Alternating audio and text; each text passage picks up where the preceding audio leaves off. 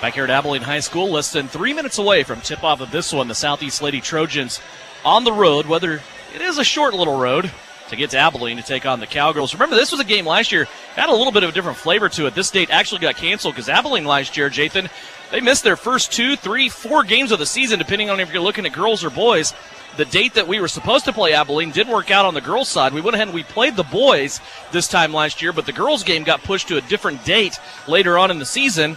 And it ended up being here in this gym. We didn't have it in Southeast of Saline's gym because if I remember that right, Southeast of Saline was supposed to go to Belleville to play Republic County. Abilene was supposed to go to Beloit to play the Trojans. Weather up north prevented those games from happening. They both got postponed. So since Abilene had the people here in the gym and Southeast of Saline's game got canceled, they just called that afternoon and said, hey, why don't you come over and play? We already have officials and everybody here ready to go. That's what happened. It was a big, big victory for the Lady Trojans in that game. It was just a single game here against Abilene, and they were able to roll in here and get the big victory, 49-18, and that was a game back right before Kansas Day on January 28th. I don't expect that kind of a score tonight because I think Abilene is a little bit better than what they were last year. But this Southeast of Saline team is kind of priming themselves for a breakout like that, aren't they? I mean, we've kind of seen a slow start out of a team that has all 5 seniors back, and you just kind of get the feeling it started a little bit against Beloit on Friday and may continue to roll over.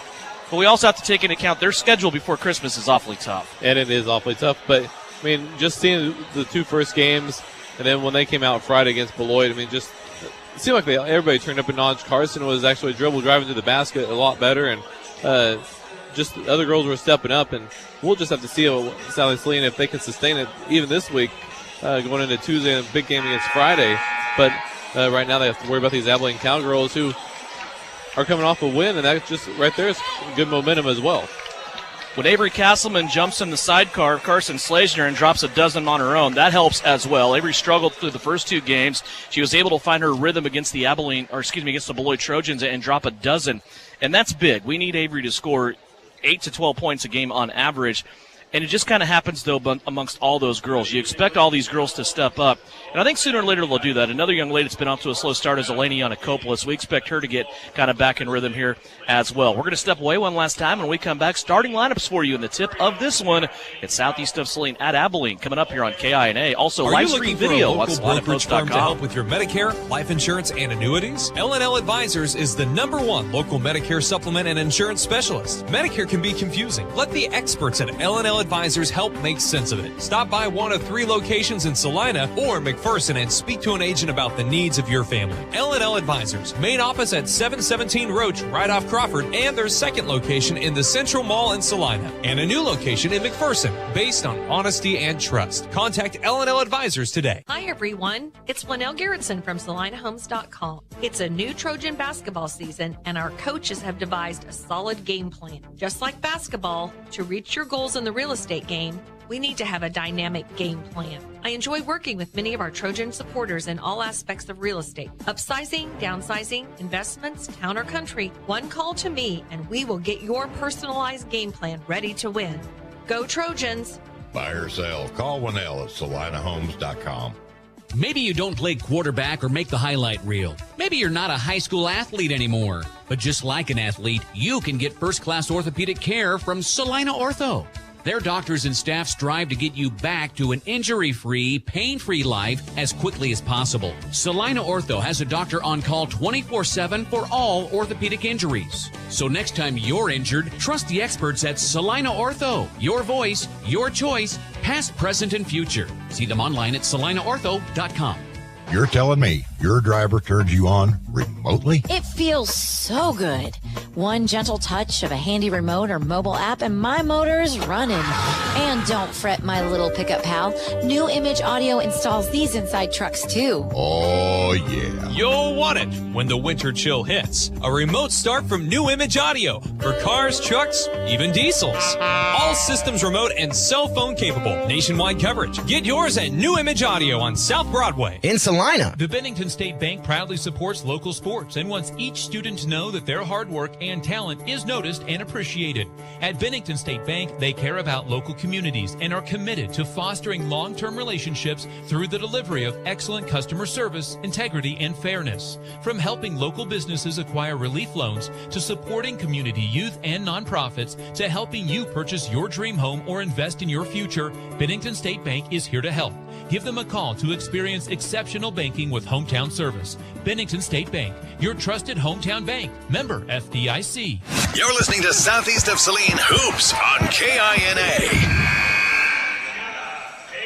Welcome back to Abilene High School, where the starting lineups will be introduced right now to a nice crowd still coming in here on a Tuesday night in Abilene. Let's first go over starting lineups for the Abilene Cowgirls. They're led by Mike Leiby. Jenna Hayes will be in the starting lineup. She's a 5'11 senior, averaging 8 points, 8 rebounds a game. Sammy Stout is a 5'3 sophomore, 6.5 points, 3 rebounds, 3.5 assists per game. She leads the team in assists. Clara Danifer, a 6' sophomore, averages 9 points, 8 rebounds a game. Alice Bathurst is a 5'10 senior, averaging 4 points, 3 rebounds a game. And Joy Clements, a 5'5 junior, averages 5 points, 4 rebounds, and an assist per contest. Those are your Abilene Cowgirls that come in at 1 and 2. For the Southeast of Saline Lady Trojans, led by Shauna Smith, they will start Carson Slazner. She's a part of the 1,000-point club at Southeast of Saline. So far this season, Miss Carson is averaging 13.5 points per game, also 2 assists and 5 rebounds per contest. Along with her, senior Elena Yanakopoulos, 5'7". Elena off to a slow start scoring. She's averaging 2 points a game and also 3 rebounds. Mallory Pearson is the third of the 3 seniors. She's 5'6", averaging 4 points a game and also 4 rebounds per contest. She also gets 2 assists per game. Maddie Harris is second on the team in scoring. The 5'5 sophomore comes into this game averaging almost 9 points per contest. She also leads the team in assists at 2.5, gets 2 steals and also 4 rebounds a game. And junior Avery Castleman, a 5'7". Avery coming off her best game so far this year in the first 3. She got 12 points against Beloit on Friday night. Shauna Smith is the head coach. Steve Reedy and Julie Lund on the bench for Southeast of Saline as well. Jathan Show, your New Image Audio, keys to success in this non-league contest for Southeast of Saline. Keep those single-digit turnovers down, and just like you said, single digits, and keep that average the same and even drop it. Just keep those possessions for Southeast Saline. That's where they can have more opportunities to score and get off of the offensive rebound and defensive rebounds. Might be a struggle tonight with Lexi Jacobson on the bench with her hurt hand right now, but just getting those rebounds against this much taller and bigger Abilene Cowgirls right now. Lexi injured in the Beloit game on Friday. She will be out, and as the classic Chiefs Andy Reid line is, she's day-to-day. How's that? Sounds good. Danifer will step into the center circle. She will jump it up with the sophomore, 6 foot tall, will go against the senior, Carson Slazner. Southeast of Saline in their road purples, trimmed in white, a little bit of black. Abilene in their home whites, trimmed in orange. Glad you could join us for Abilene Cowgirl and Southeast of Saline Trojan basketball. It's brought to you by Smart Insurance with live stream video at SalinaPost.com. You can enjoy the video, the live look in, and also the radio broadcast coming together. Here's a three-pointer, top of the circle. It didn't take any time for Alice Bathurst to get started as she gets a three-pointer straight out of the gate off of a couple of passes. 3-0 Abilene. Southeast of Saline now down the offensive end of the floor as we look at it at camera from left to right. Actually, that's our view. They're right to left on the camera. Get that straight. Southeast working now to their left-hand side of their offense. Eleni Yanakopoulos has a good ball movement, as we've seen from Southeast of Saline throughout every game this year. Here's Yanakopoulos with a jumper at the free throw line. That's no good. Rebound taken in down low by Sammy Stout. Southeast got to get the ball inside there. Mallory Pearson had her posted up well, just not able to get the ball inside. Danifer up top. Now settling in down low. She's pushing on Eleni Yanakopoulos and got a little too foot happy there. She is traveling with the basketball. It'll be the first turnover of the game against Abilene, and we'll give it back to Southeast of Saline. 3-0. Abilene out early. Maddie Harris has it on the right-hand side of the Southeast of Saline offense. She'll swing it around now through Pearson, Castleman, and now ending up with Yanakopoulos in the corner. Slazner now with it. It's a 5-out offense. Everybody beyond the three-point line so far for Southeast of Saline. Avery Castleman has it between the rings. She's directing traffic. Now goes to the left-hand side. Maddie Harris. Now back to Slazner. They tried to set a screen for Castleman, but Abilene did a good job fighting through it there. Little give and go between Slagener and Pearson. Carson with some contact at the bucket, unable to get it. A save by Yannikopoulos. Three-pointer off the quick trigger on the way by Castleman, no good. Pearson's shot is no good. And now Slagener's shot is no good, but a foul called underneath the rack. And it'll be a shooting foul, I believe. Nope, foul on the floor against Abilene. Foul on the floor going against Joy Clements, her first personal foul, but great defensive rebound there. Offensive rebound for Southeast Saline, Mallory Pearson, and Lenny Yannikopoulos going after the loose ball. Harris off the inbounds, goes top of the key now to Slagener. Carson gave it up, now gets it right back. Good energy so far here in this game from both teams. Southeast has had a couple of chances at it, can't get it to score. Here's a deflection by Abilene, they can't get it. Harris still with it. Skip pass and a three-pointer from Castleman, no good. And a rebound jerked out of there by Jenna Hayes. Back the other way come the Cowgirls. 3-0, Abilene leading. There's a quick shot off the break. That's no good. And now Castleman fighting for the rebound. They're going to say a jump ball. It's a dual possession. Arrow in favor of Southeast of Saline. Thought maybe for a second that time Avery got undercut from behind. Yeah, he almost just let the referee just let that thing play out because too many jump balls can really just slow down the game, slow down the juice of the game, because it's a really nice looking game right now in the first half of this first quarter. Southeast still looking for their first points. 5:43 left to go here, first quarter. Castleman with it up top. Now she'll swing it left-hand side, get it right back. Here's a screen for Avery, but she's going to decline that three-point look.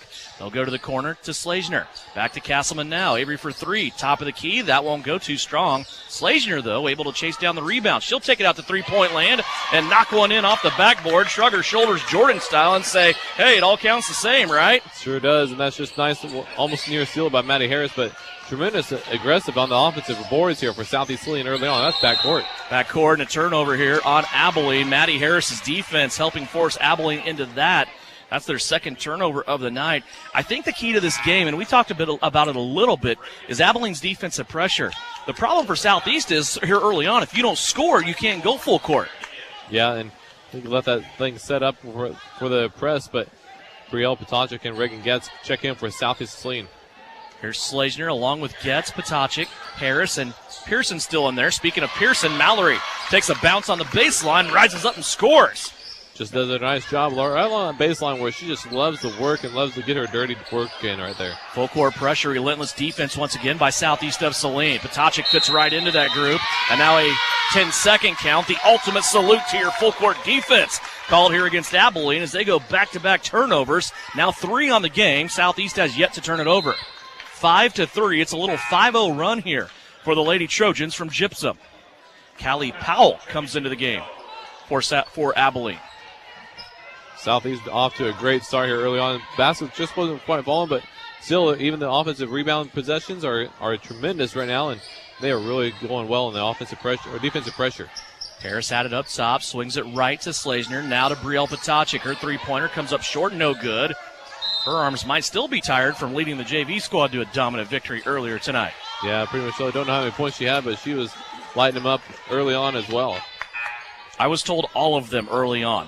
I believe the final score was like 31-12. So, well, I know when Brielle exited the building to go, because there is a quarter limit. I know when she exited to go take a break, it was 27 on the points on the scoreboard for Southeast, and it was a while before anybody scored in that game. So I can imagine the impact she had early on. Here's full court pressure here for Southeast of Saline once again. Abilene trying to break it up the right-hand sideline. A deflection on a pass as they're still working to that right-hand side. Lexi Barnes has checked into the game. She's a junior. Missed last game, but off to a good start this season other than that one absentee. Here's a shot by Abilene, no good. Brielle Potachik jerks the rebound out of traffic for Southeast. Now stumbling as she comes across the timeline. She was looking right, Jathan, the whole way. And then I think just kind of decision-wise, that lane closed down. She tried to come back left and got caught with a shuffle. Yeah, just getting worked right ahead of her, but she had a good eye of where she was going, and just one more dribble would have been settled it all. Chase Gilpin checks in for Southeast of Saline. Almost halfway through the first quarter here, 4:08 left to go. Southeast of Saline leading by a bucket. They're on a little 5-0 run after trailing 3-0. Skip pass over the top. Barnes, quick trigger three. That's an air ball, no good. And the ball off the hand of a Cowgirl as Callie Powell was reaching over the top of Gilpin, and it goes out of bounds. Southeast of Saline will have it. Clara Danifer coming to the scorer's table, made it there just in time. The official's going to woe up the game and let her in. She'll replace Powell. Brielle sure is doing a nice job of the running point and just giving Carson a little break and settling down, and they'll have to let Carson control everything with Brielle Potachik up at the top of the key. Also, Maddie Harris can lend a hand in the ball handling skills also. Here's Reagan, gets inside. She absorbs the contact, turns and scores. That's the first 2 of the game for Reagan Getz. Now a loose ball that Chase Gilpin's going to pick up. Over to Carson Slazner. She brings it up the middle of the floor. Little lob pass back to the right-hand side to Maddie Harris. Mid-lane entry to Getz. Now down low to Gilpin. She kicks it right back out. Harris swings it to an open Slazner in the corner. Three-pointer. Little too strong, no good. Long rebound, though, will come out to Brielle Potachik. Here's another near steal by Abilene. They can't get there. That leaves a brief 5-on-4. Mid-lane now to Getz. Back out Potachik. Extra pass, nothing there. She brings it back to Brielle. Three-pointer on the way. Too strong, won't go. Slazner had a shot at the rebound. Now the ball on the floor, and it's going to be a jump ball situation between Slazner and Barnes. Southie Saline is just attacking the rim. Can't express that enough as Avery Castleman checks in for Maddie Harris. But Southie Saline is also getting the ball inside to Reagan Getz early on, and also down low to Chase Gilpin. Open up that outside shot for Southeast Saline. Arrow belongs to Abilene, but full court pressure again here for Southeast of Saline. They get it in. Jenna Hayes now brings it from the middle of the floor over to the right. Cross court pass back to the left. Alice Bathurst has it. She hit the first shot of the game, did Bathurst. Abilene hasn't got a shot off since then, it seems. Here's a deflection now by Gilpin. Another steal for Southeast of Saline. Turnover count is 5-1 in this one. 2:44 left to go. Potachik studies the three. She'll pass it up, swing it back around the perimeter here. Has Avery Castleman back in to provide an extra shooter against this Abilene zone that's packed in tight. Slazner and Castleman playing catch, top of the key. Now to Potachik. She'll take the three, right-hand side. That's a high bounce off the rim on the miss. Gilpin with the rebound, wanting to go back at it. She's going to kick it out, though, and try to reset this possession. Slazner between her legs and then back the other way. The shot didn't come off as she wanted. I'll take the ball handling, though, for 1,000. That was really good. Yeah. You'd like to see her maybe drive on that, wouldn't you? I know they're in a zone, but her girl was already beat out of the play. She was already falling down on her knees there. Just incredible crossover dribble in between the legs. Going to get a foul here on Reagan Getz. Going after the rebound. So that'll be her first personal foul, and team foul number two for Southeast. I believe one, right? I am with one. Yeah. Full court pressure again. Boy, Abilene is just struggling with this full court pressure. Renata Hentz in there for Abilene. She is a freshman, athletic girl. Will provide a spark here for the Cowgirls, I'm sure. Here's Bathurst with another three as she scores it in. Second tray of the game for Alice Bathurst, and she's going to stop a 7-0 Southeast of Saline run. And now Castleman all the way to the rack. Her shot is blocked, and a foul will be called. That'll send Avery Castleman to the free throw line. Nice aggressive move by Avery Castleman going to the basket on the drive. Clarence Danifer will pick up her first personal foul. Castleman at the line for Southeast to shoot two. 7-6 our score. 2 3-pointers there for Bathurst has helped out Abilene's scoring efforts. Lexi Barnes will check back into the game. She will replace Renata Hentz. As this lineup now for Abilene is big. And a timeout coming from Abilene. 30-second timeout. We'll take it as well. 1:45 left to go here. Opening quarter. 7-6. Southeast of Saline leads it by 1 here on KINA. Can-Equip's Service Advantage Preseason Readiness Optimization Program is going on now. Get the best prices of the year on inspections, plus 12-month parts warranties, special financing backed by genuine Case IH parts, and instant rebates on lubricant and filter purchases. Go to canequip.com and click on the Service Advantage banner to see all the savings, or visit them at Can-Equip in Salina. Terms and conditions apply. Can-Equip you. You're listening to Southeast of Saline basketball on KINA. Live stream video of tonight's games on SalinaPost.com. You can access that and watch and listen along with us. Here's Avery Castleman, second free throw out of the timeout. That also misses. She goes 0 for 2, and the Southeast of Saline lead remains 7-6. 1:38 left to play here as we close out the first quarter. Danifer has it on the high post. Ball above her head. Looked at a couple of passes, nothing there. She wants to drive. She is a southpaw, and she's going to draw the foul on Eleni Yanakopoulos. Just not able to move her feet quick enough, and Danifer doing a nice job going to the left side. Yanakopoulos with her first personal foul. Clara Danifer to the free throw line, trying to catch Abilene back up here. They trail by 1. First free throw, high arcing shot off the back of the rim, no good.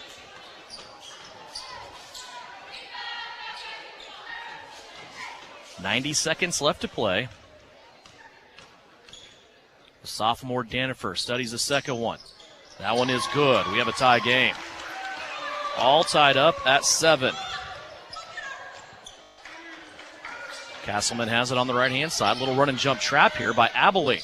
Pearson, a little quick step, baseline side. Shot won't go down. A beautiful move by Mallory Pearson, but it doesn't produce any points. Here comes Abilene now. 73 seconds left to go.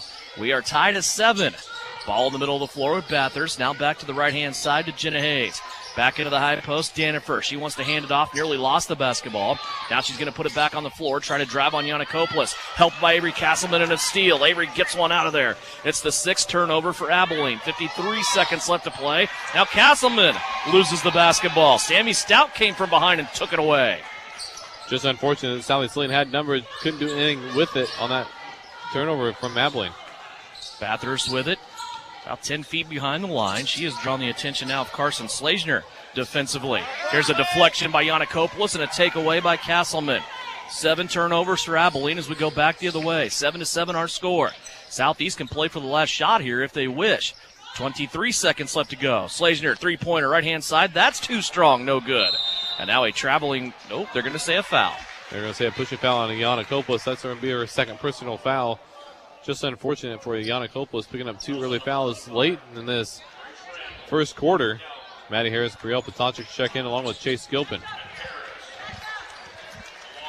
Also in for Abilene, Callie Powell check in. Jenna Hayes checks out. Full court pressure here by Southeast, trying to round out the quarter and break the 7-7 tie. Barnes has it on the right-hand side. Now back to Powell. Bathurst has it. She brings it across the timeline, and a little nickel and dimer there called against Mallory Pearson, as the official said she was leaning on Alice Bathurst. That'll be Mallory's second personal foul. Reagan Getz checks quickly back in for South Saline. 2 quick fouls late in this first quarter against Yanakopoulos and Pearson. That leaves Abilene with 11 seconds. Into Sammy Stout. She wants to drive. Maddie Harris up for the challenge. Shuts her off. Clock down to 5. There's a pass in way down low to Grace Randalls. That goes off her fingertips out of bounds and leaves Southeast of Saline with 2.7 seconds left to work. A turnover for Abilene was number 8. Harris with it. She hits Slazner on the run. Carson, three-quarter court. Three-pointer on the way. Hits the front of the rim and comes off no good. We are at the end of 1. Southeast of Saline 7. Abilene 7. Back with second quarter action after this. You're listening and watching to Abilene Cowgirl and Southeast of Saline Lady Trojan Basketball, brought to you by Smart Insurance. Experience a new kind of clean with Sage Select. With the help of AI, Sage is creating an exciting new line that will revolutionize how you clean in a fun, fresh way. Combining our team's knowledge and your input, Sage is able to create art and animation expressing the joy of clean, as with Mom's streak-free glass clean or the amazing green bowl clean. Have some fun and experience a new clean at SageSelects.com or call us at 785-309-1919. Suburban Appliance Center is your official dealer for Traeger grills. Check out this 6-in-1 versatile unit that grills, bakes, smokes, roasts, braces, and barbecues. Suburban is your exclusive dealer for the Traeger Timberline series, and they have your Traeger spices too. Suburban Appliance Center, they are locally owned and they offer appliance brands like Amana, KitchenAid, Whirlpool, and of course Maytag. Suburban also offers exceptional service. Suburban Appliance Center, 1900 South 9th. Work hard, play hard. Good luck, Trojans, from Roselawn Memorial Park in Salina. To learn more, visit roselawnsalina.com. Back here in Abilene, the Cowgirls challenging Southeast of Saline early on. Fun matchup here so far. This is one of those crossovers. Not only are you not in league play if you're Southeast of Saline, you're playing up against a 4A school. Here's Slazner now. She takes a baseline. Beautiful dump off to Chase Gilpin, and Chase able to score her first 2 points of the year. Just nice where Carson saw that driving in and passing over to Chase Gilpin, who doesn't score too often, but, you know, they're going to have to start using her more because people aren't going to be guarding her with not scoring too many points. She's going to have more time, isn't she, with Jacobson on the shelf for a little bit with an injury. Here's a turnover for Abilene as they come back on their first possession of the second quarter, and Southeast of Saline gets it right back. Potacek, Slazner, Harris, along with Getz and Gilpin on the floor. And now a turnover for Southeast of Saline on the far side. Jathan, what happened there? Pass was to Maddie, and Maddie wasn't paying attention. It just came right off her chest and went out of bounds. 9-7, Southeast of Saline leading by a bucket. Here's a drive by Sammy Stout. Left it too far off the backboard, and it's going to be taken in by Maddie Harris. She wants to run. Here comes Maddie, pressing the issue. Gets into the paint. Stop pop from 14. High bounce off the rim, no good. And look at Barnes getting up after the rebound. Boy, Lexi about out-jumped that one. She had to wait on it and grabbed it in about her waist high. Lexi now down the floor, tried to bounce it in to Grace Randalls, and she can't handle it. Up the floor comes Southeast. That one's going to be turned over as the two teams are getting a little sloppy, trying to run with each other and committing turnovers back and forth. Just 2 shots so far. That was the missed layup by Stout and the good layup by Gilpin. Now Abilene throws it away again. Turnover number 11 already. Abilene's just trying to force that ball inside right off the bat here to start this second quarter, realizing that Pearson and Yannikopoulos are both out of the game, but the passes are just horrendous right now for Abilene trying to get it inside. Little extended 1-2-2 zone being applied by Abilene. Reagan gets with a 3. It's the front of the rim. That's no good. Cold shooting here by Southeast of Saline against this Cowgirl zone. Up the right-hand side of the floor. Joy Clements has it. She'll go to Stout, who kicks it out now to Barnes for 3. Got it to go. Lexi Barnes for 3. That is her first basket of the game, the junior coming off the bench tonight. And she's given Abilene a 1-point lead. Southeast transition defense needs to get back quicker than what they did on that last possession. Harris with it. Short quarter now. Gilpin into the paint. Slazner. Carson took some body shock there on the contact. Got to the basket, probably expecting free throws, and she gets none. We play on. Abilene with it. Up the right-hand sideline, Stout staring inside. Gets it to Randalls. She catches it, makes a little up and under move out to Barnes. She wants another 3. That went off the rim, no good. Bounced out to the baseline where Maddie Harris gets it. Harris attracting 3 Cowgirls, and it's turned over, but a block by Slazner. We might have a little timeout here. Looks like Harris might have tweaked her ankle, and she will get attention here on the sideline as Shauna Smith takes a 30-second timeout. We'll step away. 5:31 left to go here. Second quarter, Abilene leads it by 1 on KINA. Insurance is something we all need in our business, home, car, and life. But do you really understand what's covered? And most importantly, what you are paying for? Hi, this is Rob Carlson in the Salina office of Smart Insurance. Change is good, especially if you haven't looked at your insurance policy lately. I can help you understand what you need and where the gaps are in your coverage. We provide free quotes and take pride in looking out for you. Smart Insurance, with locations in Salina, Abilene, and Harrington. Give us a call today. This is Trojan Basketball on KINA. Devin Haney, Jathan Show back here at Abilene High School. Not the last game, not the next to last game, but the next to last game before holiday break. Monday will be our last game. That's right. Monday. Remember that. We got Friday, though, at home against Hillsboro, and then Monday, the 20th, against Sacred Heart. That'll round it out before the holiday. Southeast of Saline running offense. Reagan Getz trying to force it inside. It's taken away by Lexi Barnes. Turnover number 5 here for Southeast of Saline. Ball up top now, and a long 3 put up by Jetta Hayes. That's no good. Rebound, though, underneath Daniford. She's on the left-hand side of the basket. Makes it up and in. First field goal of the night for Clara Daniford, and Abilene leads by 3. That was a nice offensive rebound by Daniford and going up strong with that left side where she's powerful at.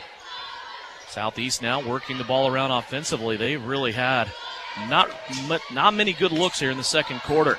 Here's Gilpin. She scored the only basket. She gets another one. Chase Gilpin on the right-hand side now has a couple of back-to-back buckets on the baseline. Start looking for her to even have a breakout game like she did early on last year with 10 points in one game, I believe, in the first season. 12-11. Southeast back within 1. 4:15 left to go here in the second quarter. Little drive to the baseline. That's going to be shut off by Southeast defensively. Now Stout wants to try it again. She shut off defensively and drug her pivot foot. Oh, nope, they're going to save 3 seconds in the lane. Turnover number 12 for Abilene. You and I both have the travel. Mm-hmm. The chicken or the egg, I think, on that deal. As we talk about Monday basketball coming up next Monday, the 20th, that means Chiefs Kingdom Show will be shifted to Tuesday, the 21st, here on KINA from 6 to 7 o'clock, which makes it for a really weird week because the Chiefs play Thursday Night Football this week. There's Brielle Patacic from three, and she got it to go. It's the second three-pointer of the night for Southeast of Saline. Slazner with one, and now the sophomore Patacic with one. Southeast back up by 2. See if this phases Abilene. Hayes with a step back 2, had her right foot on the line, and it's going to be back to a tie game, 14 all. Both these teams are not wasting any time to shoot the ball in their first opening opportunities. Slazner with it, right-hand side, now in the short corner here to Gilpin. She had the ball knocked out of bounds by Bathurst, and it will stay with Southeast underneath their own basket. I think this is only the second inbounding opportunity for Southeast underneath their own cup so far tonight. And that's usually some of Southeast's best offense. Maddie Harris back into the game. See if she can work through that rolled ankle or whatever it was. Goes to the other side of the floor to Slazner, and there it is, three-pointer. 6 points for Carson Slazner. Southeast now up by 3. Carson started off a little slow here in the open of this 2021 season, but she has sure picked up in the last 2 games. Here's Bathurst on a little give and go. A nice feed by Joy Clements over there, and Bathurst now scoring 2. She leads the Cowgirls with 8 points. 17-16. Inside to Gilpin. Gets her glasses knocked down. Still turns to go score. And she is fouled. She's going to go to the free throw line. Nice strong move by Jace Gilpin. Going up strong and getting that foul on Claire Danifer. Picked up her second personal foul. Gilpin will be at the line to shoot 2 here. Could be big for Abilene with Danifer having 2. She's really a presence inside as a sophomore. Here's Gilpin's first free throw. It's up, rimming around. Went all the way around the world and fell out on her. Southeast still leading by 1. Nobody edging the bonus yet. 5 team fouls for Southeast of Saline. 3 team fouls for Abilene. And Danifer will come out. Taking her spot, Grace Randalls, a 5'9 senior. Gilpin's second free throw is good.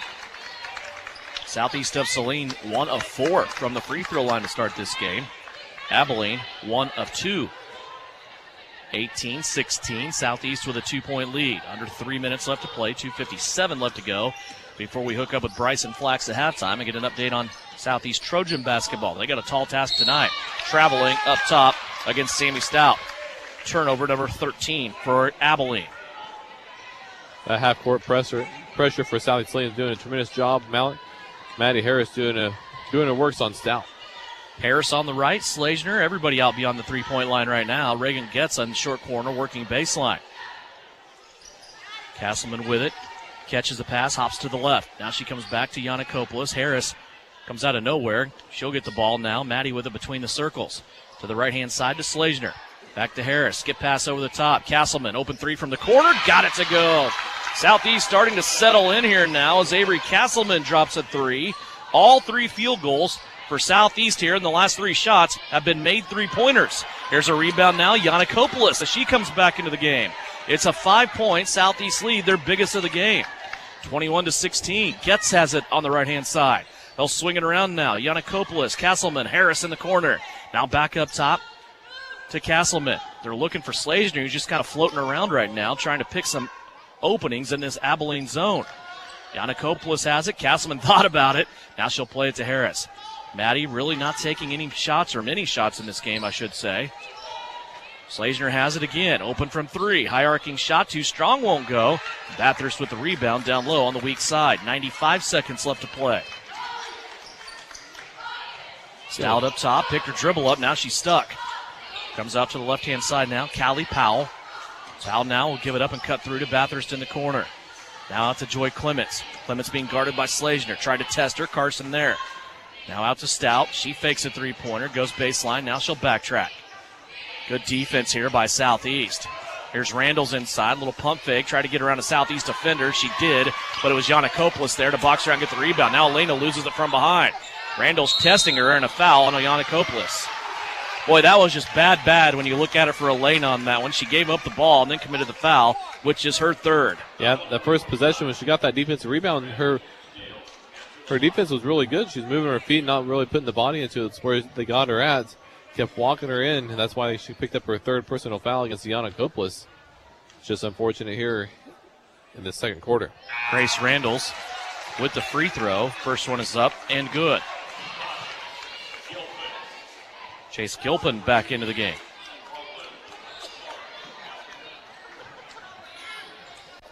(21-17). 1:01 left to play. Randall's second free throw. That's also good. My stats from Abilene say Grace Randalls averages 0.0 points per game. Maybe they need to get her on the free throw more often. That's a pretty good free throw shooting. Yeah, it looked like a pretty good free throw shooter. Abilene hasn't been too bad a free throw shooter team, it looks like, right now in our game. Harris with it to Potacik. 4-guard catch around the three-point line. Here's Gilpin from the baseline. That's no good. Maybe force that one up a little bit. 21-18. Southeast leading by 3. 42 seconds left to play. Lexi Barnes with it. Little back and forth there. Now she'll hand it off to Jenna Hayes. Skip pass over top of everything. Ends up with Stout in the corner. Now back out to Hayes. Harris there defensively. Clock down to 28. Hayes now comes cutting through. Catches the ball, then airmails it to the bleachers, far side. Give that pressure defense to Maddie Harris there, forcing that turnover, not allowing Hayes to get up in the lane. 21-18. Southeast may play for the last shot here with 20 seconds left to play. Castleman comes out to get it from Potacik. Now she gives it right back. Clock down to 12. Where's Slazner? She's bouncing around on the block. Now popping out towards the baseline. Out to Potacik. Clock down to 5. Back to Castleman. Here's a screen from Slazner. Three-pointer from Avery's good. And that'll land us at the end of the quarter. There's some of that buzzer offense again from Shauna Smith and the Southeast of Saline Trojans as they're able to extend that lead going into the locker room at halftime.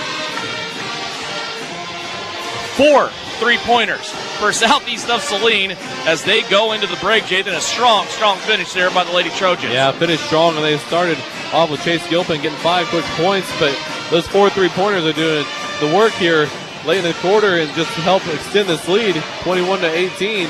24-18. They don't have that on the board for some reason yet, but yeah, 6-point lead here at the break. That's the biggest lead from Southeast, and that's the difference that offense makes when you go to the break, making that 3. 6-point lead for Southeast of Saline at the break. We're at halftime, brought to you by Knopf Auto and Truck Accessories.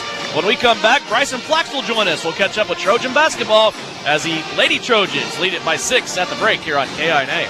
Knopf Auto and Truck Accessories. Everything to bling out your ride in one place, including top quality lift kits, wheels and tires, bumpers, Jeep accessories, fender flares, bed covers, bed liners, step bars, even custom painting. Knopf Auto is the and soil dealer and has many synthetics and filters in stock. Visit Knopf Auto on Facebook for specials, great ideas, and let them make your truck stick out in a crowd. Knopf Auto and Truck Accessories, supporting the Southeast of Saline Trojans. Hi, everyone. It's Flanell Garrettson from SalinaHomes.com. It's a new Trojan basketball season, and our coaches have devised a solid game plan. Just like basketball, to reach your goals in the real estate game, we need to have a dynamic game plan. I enjoy working with many of our Trojan supporters in all aspects of real estate. Upsizing, downsizing, investments, town or country. One call to me, and we will get your personalized game plan ready to win. Go Trojans! Buy or sell, call Winnell at SalinaHomes.com. This is the Trojan Halftime Report. Coming up, a first half recap. Shot at the horn. Stats, interviews, and a look at other area games. Now, let's get back to the gym for Trojan Halftime on KINA.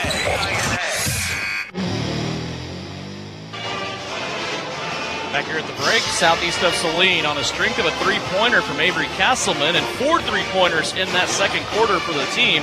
They lead Abilene 24-18 here at the intermission.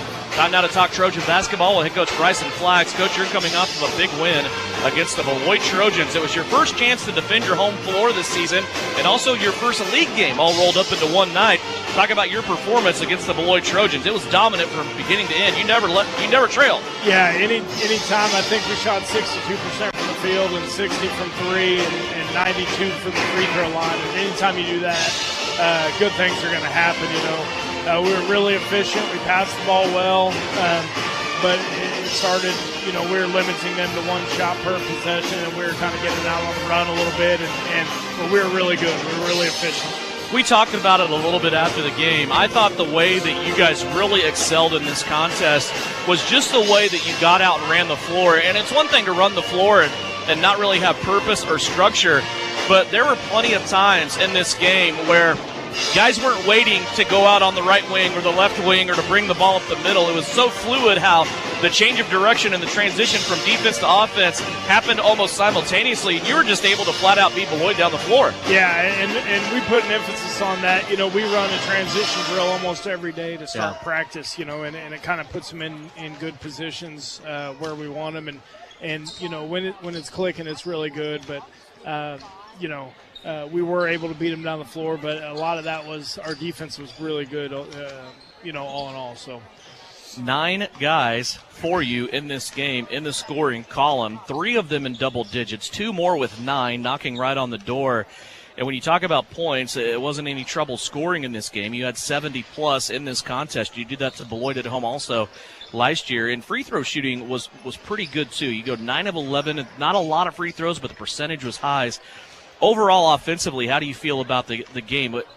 What I noticed is there's a lot of guys that are starting to get comfortable, guys like Case and Lilly. Yeah, and Kaysen did a great job. And we don't need, you know, Kaysen to come out and look for his early, because he's going to get his by his man helping off on Eli and Nakari and you know, but we need Eli and Nakari to be efficient for that to happen, you know, and Eli's scoring at a really, really high level right now, and Nakari, I think, is coming around, and you know, Luke's coming around a little bit, and those are 3 top guys. You know, there's no denying, no hiding it. When you have a guy like Eli, he's off to such a great start. Like you said, he had 24 points against Beloit. I think that's also his average on the year, 24, 25 coming in.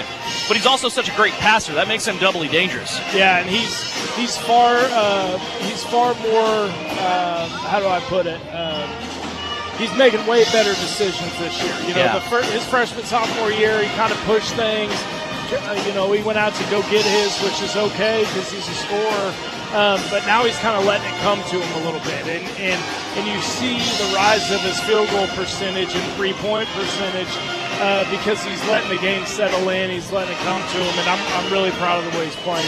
How was the defense in this game in your eyes when you go back? You didn't foul a lot, which is always a good thing. And it seemed like you protected the rim pretty well, too. Yeah, we did a nice job defensively. You know, we're trying to funnel, and we did that, I thought, and we weren't letting them get downhill middle on us. And anytime we do that, you know, our guys are usually in the right help spots, and that's what we have to do to be successful. You got an Abilene team tonight, middle of the afternoon. I saw they jumped up a couple spots in 4A. You guys entered the rankings in Class 3A. This is an Abilene team. They're a little different from anything you've seen this year because their depth, I think, is maybe one of their strong points. There's talent all over this roster, isn't there? Talk about the Cowboys. Yeah, there is. They go like 9, 10 deep, and every single one of them except one player on the floor is going to shoot threes. He's got the green light from anywhere.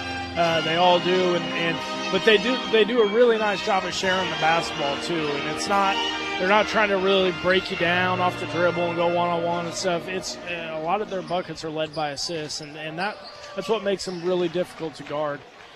You love this opportunity, don't you? It's before Christmas. You get to go on the road, face a 4A school, a team that's ranked in the state. There's really nothing bad here that can happen outside of an injury, is there? I mean, this is good basketball for you. Yeah, definitely, and you know, this is just preparing us for Minneapolis Upstate. You know, just we need to be prepared for that. We don't have to. You know, I'm selfish. I want to win every game that we play. You know, but there's things that are bigger than that, and we have to continue to get better and continue to, you know, follow the scouting report to a T and do the little things that in the end take care of them, the bigger things. What are your keys to success tonight? What do you want to see from your Trojans? Well, we got to get out to shooters for one, and if we give them second, third chances, you know, the way they shoot the basketball or have been shooting the basketball, you know, especially in this gym, we got to get out to shooters and not give them extra opportunities. And then on the offensive end and also the transition side of things, we can't turn the ball over. They're forcing a lot of turnovers. They got a lot of deflections. So we just got to be, we got to be strong and put something on everything. So.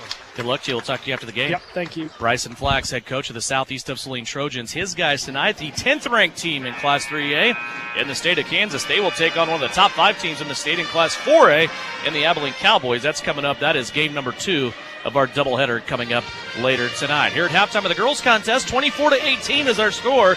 Southeast of Saline leading it at the break, and it's brought to you by Knopf Auto and Truck Accessories. 2-minute timeout. Back with third quarter action after this on KINA.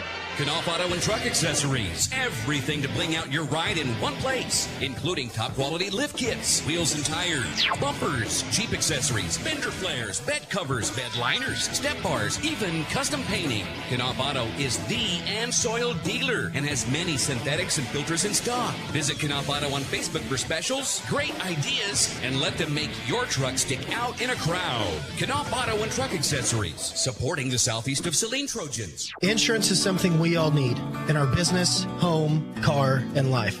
But do you really understand what's covered? And most importantly, what you are paying for? Hi, this is Rob Carlson in the Salina office of Smart Insurance. Change is good, especially if you haven't looked at your insurance policy lately. I can help you understand what you need and where the gaps are in your coverage. We provide free quotes and take pride in looking out for you. Smart Insurance, with locations in Salina, Abilene, and Harrington. Give us a call today. At home or on the road, K4 Garage will keep you moving. With over 12 years of mechanic experience, owner Nick Trout will diagnose and repair your engine to keep you in the game. Full service gas, diesel, or tires. K4 Garage also has a fully stocked convenience store with snacks and drinks. Open Monday through Friday, 7:30 to 6, Saturday from 9 until 3. Trust K4 Garage with keeping you on the road. And if it has oil, they can change it at K4 Garage in Gypsum. Exit 14 Restaurant in Gypsum, Kansas is cooking up something amazing today. Whether you want to order from our menu or try one of our delicious daily specials, try one of their scrumptious desserts. Exit 14 is open for lunch Tuesday through Saturday 11 to 2 and 5 to 9 Thursday through Saturday. Head out to try Prime Rib Night last Saturday of the month and open for Chicken Dinner Day on the first Sunday of the month. Exit 14, 512 Maple in Gypsum, Kansas. Great people, great food, good time. Work hard, play hard. Good luck, Trojans from Roselawn Memorial Park in Salina. To learn more, visit roselawnsalina.com. Back here at a loud Abilene High School, the Abilene band doing their work. 24-18 our score. Southeast of Saline ends the first half on a flurry. 4 3-pointers in that quarter, along with 5 points off the bench from Chase Gilpin. And Southeast of Saline right now enjoying their biggest lead of the game, but it's only a 2-possession lead of 6 points. Right now, Carson Slazner has a half a dozen. Avery Castleman has 6. 3 points for Brielle Potocnik, 5 points from Chase Gilpin, and 2 points from Mallory Pearson and Reagan Getz. For the Abilene Cowgirls, they're being led by Alice Bathurst with 8. Remember, she hit the first 2 threes of the game for Abilene. Also in the scoring column, Clara Danifer with 3, Lexi Barnes with 3, and 2 points for Jenna Hayes and also Grace Randalls. Southeast of Saline, 1 of 4 from the free throw line. Abilene, 3 out of 4. Jathan, show your keys to success here, brought to you by New Image Audio. Keeping that pressure defense up, keeping these turnovers for the Abilene Cowgirls, keeping up, raising up as well. It has 14 in that first half. Man-to-man defense being applied here by Southeast of Saline. Nearly manufactured a turnover, and they do. It was saved from out of bounds, but then catching the basketball and traveling with it was Joy Clements. That is turnover number 15 for Abilene in this game. Southeast has 5. Those are just better opportunities for Southeast Saline. When you can 5 and 1, 1 for every 5 of your turnovers, get a turnover, it's always nice to see it on the opposing side. Castleman inside to Harris. Little turnaround quick shot is up, no good. Rebound on the floor as Pearson and also Alice Bathurst go down after it. The arrow will be in favor of Southeast of Saline. And here comes some more of that baseline offense on the inbounds play from Southeast. Slazner the trigger. They're going to work it all the way around. Carson ends up with it on the right-hand side. Now skip pass back over the top. Castleman for 3. Can't get it to go. Yannick Hopeless, though, with great position. And they're going to say a foul called. Oh, did they call out on Elena? They shouldn't have. White 4. Okay. He's still stuck in the first half. He was going back the other way, and Shauna Smith about came out of her Nikes. Jenna Hayes picked up her first personal foul and just pushing Elena Yanakopoulos. That would have been 4 on Elena. Yeah. Here's Yanakopoulos now off the inbounds. Quick trigger 3, no good. Maddie Harrison there getting the rebound. She'll play it out on the bounce pass to Slazner, who turns the corner, throws a lob to Pearson down along the baseline. Pearson now floats it back out towards the big A logo here at center court in Abilene. Little give and go attempt there between Castleman and Pearson. Harris and Pearson, and Mallory Pearson throws that one away. That's turnover number 6 for Southeast, first one of the half.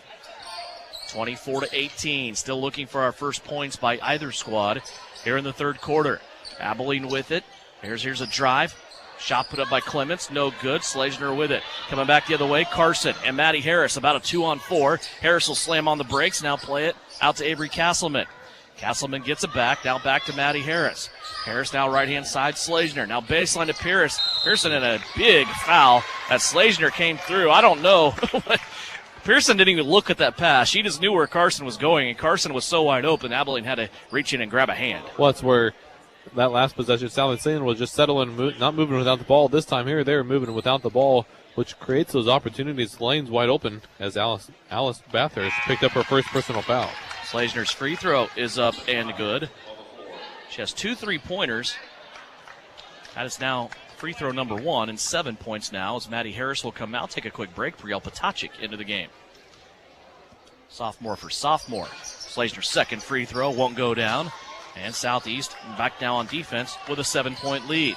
They continue to build their biggest lead of the night. Defense has been exceptional, I think, here, Jathan, in this game against Abilene. Yeah, just the pressure, face guard and everything they're getting. Everybody's touching and getting a hand in their face. There's Bathurst for 3. She's been a problem tonight. That one comes off too strong. Pearson with the rebound. Here comes Mallory Pearson. Long pass up the floor to Slazner. Slazner skip pass now back to Potacik. Castleman, secondary break for 3. That one won't go down. Potacik, though, with the rebound. And the putback for 2. Look at little Brielle Potacik, and they're all 5'3" of her getting a rebound and a stick back. Don't tell her she can't rebound because that's up against the post, doing a nice job. What Shauna Smith always say, rebound is a case of if you want to or not. That time Brielle Potacik wanted to. Now a drive by Jenna Hayes into traffic. Anakopoulos looked like she earned a jump ball dual possession out of it, and they're going to call a foul. That'll be her 4th personal foul. That was a good block there by Yanakopoulos. Just unfortunate, might have got the right hand on the arm. First foul for Southeast of Saline in this half with 5:40 left to go in the third. Reagan Getz will check in for Eleni Yanakopoulos. She will be on the bench for a while, I imagine, with those 4 fouls. Here's a nice little sweeping left-handed shot by Jenna Hayes, up and good. Her second basket. Now Abilene trying full court pressure. Curious to see how this will work out. Southeast, there's a problem that they have. It's not having too many guards. I mean, you look at their lineup right now. They got basically 5 girls that can handle the pressure. Yeah, any one of them can. Getz, you've seen Pearson already brought the ball down this half.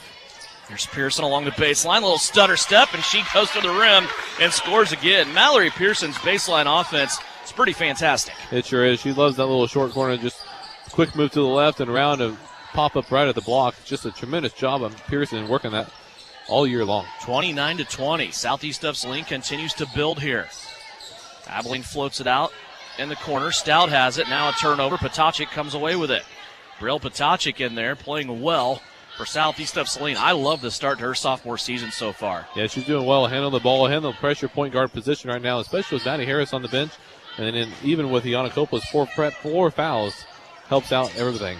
Pearson nearly had baseline again. Went back to the elbow where both Getz and Slazner stood. I think they were both trying to share the basketball, and it ended up squirting out of bounds. It will stay, though, with Southeast of Saline. Maybe at times the Southeast of Saline team on offense, Jathan, they're a little too unselfish. Yeah, in a way they are. I mean, they just don't want to take that opportunity for the shot, but when you're open, you just got to take that opportunity and shot and then go after the offensive rebound. Brielle has it up top. Potacik now to the right-hand side to Getz. Back along that short corner baseline to Pearson. Pearson rakes it out to Castleman, and she tried a fancy no-looker to the left, and Reagan Getz wasn't ready for it. Goes out of bounds. Second turnover for Southeast of Saline as both teams have 2 here in this third quarter. Maddie Harris checking back in for Avery Castleman this time. Nothing out of Shauna Smith other than saying, let's go, twice. Real brief. To the point. 4:05 left to go here, third quarter. Well, I think Abilene got away with a travel there as Jenna Hayes come off a screen. Her feet was going a little too fast like she was driving the Flintstones car. Back out now for a pass that is thrown away. Clements had it. Now off to Harris, and Harris leaning on Jenna Hayes all the way up the floor as Hayes was right there with her. And Maddie Harris is going to draw the foul from Hayes. That's her first. That'll be Hayes' second personal foul. Sorry, second. Yep. That's why you take care of the fouls. Well, most of the time. Judy Hall had to catch us up on one, though. She did. Good thing we got one of them 8-foot tables. It makes room for all three of us. Yeah.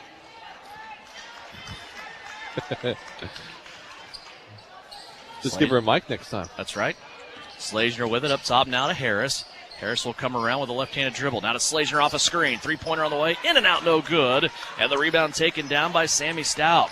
29-20 remains our score. 3:39 left to go here in the third. There's a lob pass inside to Hayes. She rises up, catches it, and scores over Harris. Hard to defend that with Maddie Harris facing her and nobody help on the backside. As Matt Harris tried to get in the backside, but Hayes did a tremendous job going up strong. Jenna Hayes, a 5'11". She's a big body on the inside. Here's a near kick by Abilene. Slazner picks it up, plays it out to Potocnik for three. That won't go. Pearson got the rebound off of her fingertips, though. She cannot control it. Now Sammy Stout has the rebound for Abilene. Up the floor, here come the Cowgirls. Barnes with it along the baseline. And their coach, Mike Libby, wants to call a timeout and talk about this possession. Full timeout, we'll take it as well. 3:02 left to play here in the third quarter. Southeast of Saline 29, Abilene 22. You're listening and watching on Salina Post, thanks to Smart Insurance. Maybe you don't play quarterback or make the highlight reel. Maybe you're not a high school athlete anymore. But just like an athlete, you can get first-class orthopedic care from Salina Ortho. Their doctors and staff strive to get you back to an injury-free, pain-free life as quickly as possible. Salina Ortho has a doctor on call 24/7 for all orthopedic injuries. So next time you're injured, trust the experts at Salina Ortho. Your voice, your choice, past, present, and future. See them online at salinaortho.com.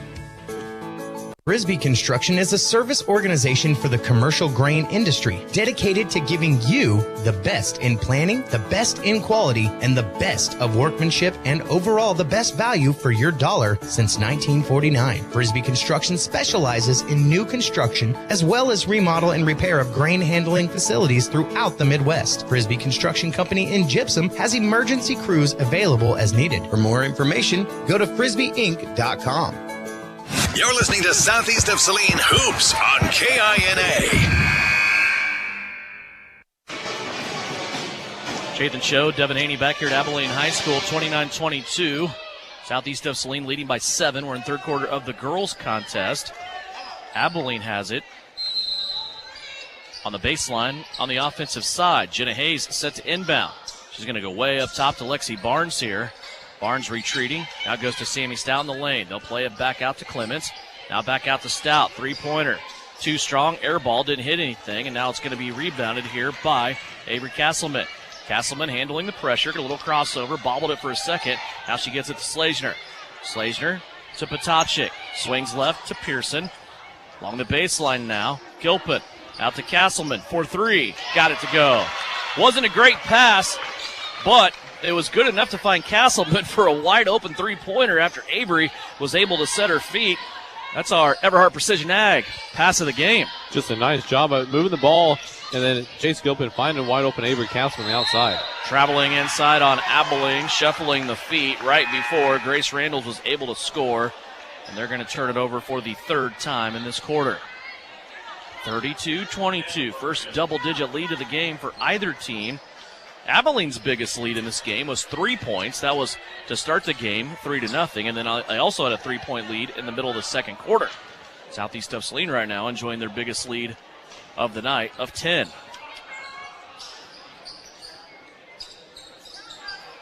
Boy, there's a strong lob pass from Potocnik. Slazner able to bring it in. Back out to Brielle now, back to Carson. In the short corner, Gilpin. Chase on the attack, has it blocked by Danifer. Back the other way.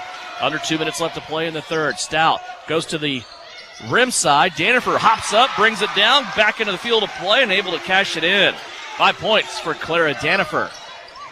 Just started with a turnover there, or a good block there for Abilene, and then even a possession, good 2-point possession for Abilene. Carson Slazner has it now to Brielle Potocnik. Still zone defense. Abilene's been very, very dedicated to a zone look on a couple of different levels here tonight. Slazner with it on the left-hand side. Now swings it around. Castleman for 3. Avery got another. Avery Castleman for the second game in a row with 12. She has it tonight on 4 3-pointers. Now Abilene trouble getting it into Sammy Stout because Mallory Pearson decided to stick in their neighborhood. Nice to see Avery coming out strong with this game, too. Hopefully it'll be a consistent helper for Carson Slazner on the outside line, breaking up these three-point opportunities in the zone. Hayes with it, goes backside to Danifer, and Clara able to get it to go. Boy, Clara is very, very strong on both sides of the basket, but her strength is really on that left-hand side. And that was a good look by Jenna Hayes, throwing it up there, letting Clara go get it. And Danifer comes down. She was also fouled as she scored, and able now to try to get a 3-point play. Foul on Avery Castleman. That's her first personal foul, and Maddie Harris, Reagan Getz check in late here in this third quarter with 51 seconds left. 35-26. Southeast of Saline briefly up by 11 there. And now Danifer at the free throw line to try to cut it back to 8. Renata Hintz into the game.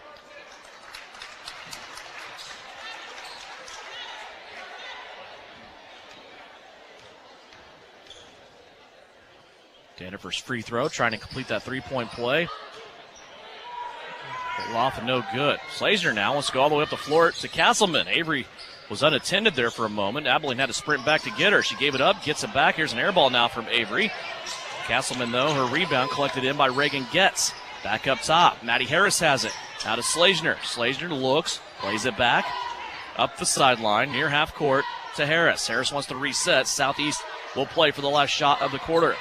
35-26, trying to get this Abilene defense to extend out a little bit, and I think they've achieved that goal. There's some lanes now maybe open for Southeast. 15 seconds left to go. Slazner has it. On the dribble to the right-hand side, she goes to Castleman. Now to Reagan Getz, clock down to 8. Carson Slazner has it back. Out of Castleman, off the screen. 3-pointer, too strong, no good. Maddie Harris with the rebound. Shot at the buzzer, goes in. Maddie Harris gets her first basket of the game. It goes down at the buzzer, and Southeast of Saline back up by 11. 37-26 at the end of 3. Fourth quarter action coming up after this on KINA. Don't get caught on empty. Fill up on all your basic needs at Asaria Oil and Hardware. We want to be sure all our Trojans are fueled up for the big game. Whether you're on the field or in the stands, start with a full tank of gas for your car or your belly. Get your favorite pizza and snacks to have enough stamina to get that Trojan win. Asaria Oil and Hardware, located in Asaria at the corner of Center and Main. We'll fill you up. Kansas Wesleyan University offers great nursing education options with a BS major in nursing and an RN to BSN program. KWU recently opened a brand new $5 million nursing education center that features state-of-the-art simulation rooms and next-generation classroom equipment designed to take the educational experience to the next level. Wonderful scholarships and opportunities to gain experience are available. Want to know more? Check out kwu.edu/nursing today. That's kwu.edu/nursing. You're listening to Southeast of Saline basketball on KINA. Devin Haney, Jathan Show back ready for fourth quarter action. Southeast of Saline leads Abilene 37-26 as we get ready to start the fourth. Big finish there. Maddie Harris, her first points of the game, Jathan. That seems a little silly to say that, but tonight Avery Castleman has been leading the way. Yeah, just where you wish Maddie would shoot the ball more often when she gets it, because she has such a nice shot and she goes up strong and she had a lot of foul and free throws. Maddie on the break, gets it to Carson, and Slazner up with a left-hand layup. I think we have a new contender for our Everhart Precision Ag pass of the game, huh? That was an incredible pass there between two defenders and a nice finish for Carson with 2 points. Nice run out there by Harris and Slazner. Another missed shot by Abilene. Rebound Castleman. Mallory Pearson's up the floor, but Avery's going to shake her off and say, nope, too dangerous right now. 39-26, Southeast of Saline with their biggest lead of the night. They lead by a baker's dozen. 7-11 left to go in this game. Stay tuned after this contest. We'll turn the corner after stats and a Vernon Jewelers Gym of the Game and get ready for game number 2 of our doubleheader. Should have fun tonight watching Southeast of Saline play a very talented Abilene Cowboy team.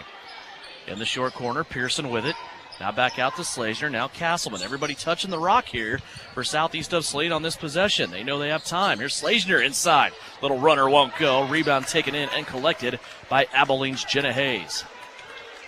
Nice ball move there before Southeast Saline going from side to side, trying to find the open person, but just working the ball back and forth till you could. Stout with it, floats to the right. Now back up between the rings to Bather. She floats a pass, stolen away by Slazner. There comes Carson up the middle of the floor with Reagan Getz. Back and forth, 2 bounce passes. Layup good by Carson Slazner. What a break by Slazner and Getz. Abilene got the ball in. Shauna Smith wanted the timeout. The official didn't see her. He said, that's my fault. We play on. 41-26. There's a steal by Slazner. Turnover number 5 for Abilene. Up the floor, Harris underneath Pearson. Off her shoe. Boy, Mary Harris just put a little too much on that one. She should have drove maybe and collected that defender. Now Mike Labby's going to give Shauna Smith a break and call a timeout himself. It's a 15-point Southeast of Saline lead with 5:53 left to go here in the fourth quarter. Full timeout, we'll step away. You're listening and watching to Southeast of Saline Lady Trojan Basketball. They lead Abilene. It's brought to you by Smart Insurance. Salina Regional's Orthopedic and Sports Medicine is your home field advantage. Our physicians include sports medicine physician Dr. Matthew Pyle, along with orthopedic surgeons Drs. Travis Rump, Todd Riley, and Timothy Hawks, plus an A-team of certified athletic trainers and physical therapists. We're ready when you need us to help prevent injuries, enhance performance, or to heal through surgery and rehabilitation. For area athletes to weekend warriors, the home field advantage starts at Salina Regional Orthopedic and Sports Medicine. Generations of confidence, relationships for life. Since established in business in 1887, the Bank of Tuscan has built its reputation on personal service and community promotion. Family owned and locally operated in communities of Tuscan, Lincoln, Saline, and Lynchburg. The Bank of Tuscan strives to provide customers with a competitive array of loan and deposit products that aid in their financial success. Visit us today and see why so many people have helped the Bank of Tuscan become one of the strongest banks in Kansas. Bank of Tuscan, member FDIC. We're growing your way. We're the Bank of Tuscan. Work hard, play hard. Good luck, Trojans from Roselawn Memorial Park in Salina. To learn more, visit roselawsalina.com. Back here at Abilene High School, 5:51 left to go here in this game. Southeast has exploded here to begin the fourth quarter. And ending the third, they have outscored Abilene now on a little 9-0 run. And they lead it by 15, and another turnover here for Abilene on the night now. That is turnover number 20 for the Cowgirls. I don't think Southeast, I should say, has forced 20 turnovers yet this year. No, but they sure have done a nice job on this Abilene Cowgirls, pressuring the defense the entire game and forcing the issue. What a beautiful pass inside Maddie Harris. A little pause that time. She was able to get it into Carson Slazner, but then the height of Abilene inside bothered the shot of Slazner, and Southeast comes away empty. Still leading 41-26, 5:12 left to go. Hayes inside, and an offensive foul called as she knocks Mallory Pearson to the ground. A turnover for Abilene, 21. Yeah, Jenna Hayes, that's going to be her third personal foul. Mallory Pearson doing her nice job of staying in her lane, staying her feet, not getting a body, but getting a frustrated Jenna Hayes with her third personal foul. Laniana Copeland's back in there. Remember, she is the only one on Southeast of Saline's squad in foul trouble. She has 4. Full court pressure here by Abilene. Southeast of Saline handling it very well with all those guards out there. Slazner has it. Now to the right to Harris. Harris, a little back and forth move. Now she steps off the defender, plays it to Castleman. Work it around now. Slazner has it. Carson wide open from the corner, but she was absorbing information from the bench and her head coach, and she comes out with a reset. She was ready to shoot that ball, too. That was about the openest she could ever be. There's a lane opening way up for Carson Slazner, and miss 1,000 points, scores 2 more, as she is in double digits now with 11. I get to call her that all year. Miss 1,000 points. There's more than that now. She's going. I had a heck of a time saying 1,000 Friday night. That was horrible. I found out Friday night English was hard, too. I had trouble with just about everything I said. I don't know what the deal was. 43-26 our score now. Southeast continues to build, and now a three-pointer put up here by Abilene. I believe it's Danifer there with another 3 for Abilene. 10 points for Clara Danifer as she enters the scoring of double digits.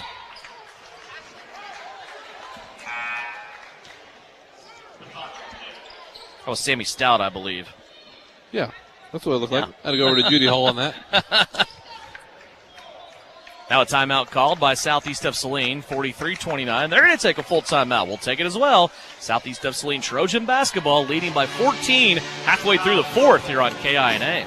Stardust Trophy in downtown Salina is your full-service headquarters for trophies and awards for club and sporting events. But did you know Stardust Trophies also makes employee name tags with your company logo? They engrave executive awards like desk clocks and pen desk sets. They imprint artwork and photos on T-shirts, coffee mugs, mouse pads, even personal calculators. Stardust Trophy carries clear sports ball holders on wood bases for treasured or autographed balls from footballs to golf balls. Go to Full Service Stardust Trophy, 121 South Santa Fe, downtown Salina.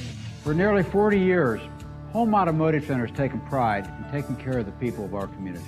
And if you're interested in selling your car, we can help you with that too, with the Home Automotive Center buyback program. It's the easiest way to get the best price for your car. So when you're ready to sell, we're ready to buy. Simply bring your car to either dealership in Abilene or Salina, and we'll get you taken care of, because that's what we do best. Get your best price with the Home Automotive Center buyback program in Abilene and Salina. You'll be glad you did. This is Trojan basketball on KINA. Devin and Jathan back here, fourth quarter, 3:58 left to go. Southeast of Saline trying to put this one away. They lead by 14, 43-29. Abilene has the basketball. The last turnover by Southeast of Saline and a three-pointer given up prompted the timeout from Shauna Smith and that Lady Trojan bench. Here's a poke away by Pearson. She gets it back now on defense as Abilene continues to hold possession. Lexi Barnes with it, top of the circle. Guarded by Yannikopoulos. They try to head a side screen. Southeast there to switch that. Now they pitch it out to the right. Back down deep. Danifer. She's going to turn to the middle of the paint. Shot up. Can't get it to go. Slazner there with the rebound. Here comes Carson up the right-hand side of the floor. Collect the two Cowgirls. Now she passes over the top to Pearson. Mallory wants to play it back out near the timeline. Well, there is Carson Slazner for a reset. Wide open delay-type offense now. It has that feel, doesn't it, Jathan, that Southeast is just going to play some catch here and let the Cowgirls come out and try to foul them. Abilene right now only has 14 fouls. Yeah, it seems like Abilene's just even trying to catch their breath because this pressure defense that Southeast has been putting on is just wearing out Abilene right now late in this game.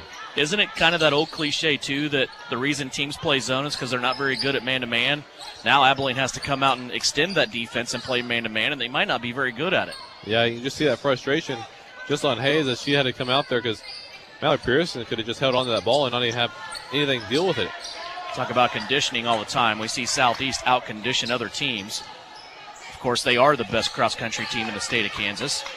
Plus, they have a lot of good volleyball players. It's a well-conditioned unit. There's no doubt about that. Lexi Jacobson missing out of the lineup tonight, so they're playing one short. Hasn't really seemed to affect them a whole lot. Of course, Lexi's rebounds and all the energy plays are missed, but just fatigue-wise, I think Southeast is all right. There's a shot put up by Mallory Pearson, right-hand elbow, and Southeast took 1:40 off the clock on that possession. Here's Barnes now with a little up and under move. Her shot won't go down. Yannikopoulos with the rebound. And Southeast might choose to do the same again. Elena's stuck in the backcourt. She'll be fouled. Team foul number 5 for Abilene.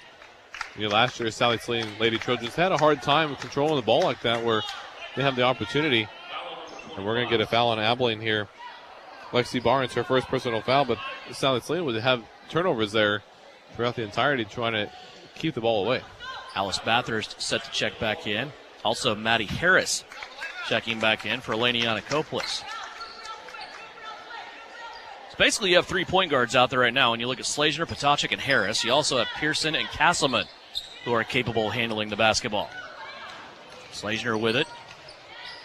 She drives to the paint, right-hand side, played it out to Pearson. Now working it around. Potocnik has it in front of the Southeast of Saline bench. Back out to Harris. Harris looked like she's probably the first open shot she's had all night. She turned it down just to run clock. Here's a drive to the basket. Now Slazner rising up and charging against Danifer, and two collide in midair, and Slazner able to score. 13 now for Carson Slazner. She is sure coming along here from her Friday night game to this game, waking up here in this season for Southeast. Nice to see her going into this third to the winter break. Barnes for 3. Lexi's second shot of the night. 45-32. 1:04 left to play in this one. Southeast of Saline, Jathan, looks like they're headed towards their third win of the season. Remember, this team started out last year 1-4. Was able to still have a very, very nice year.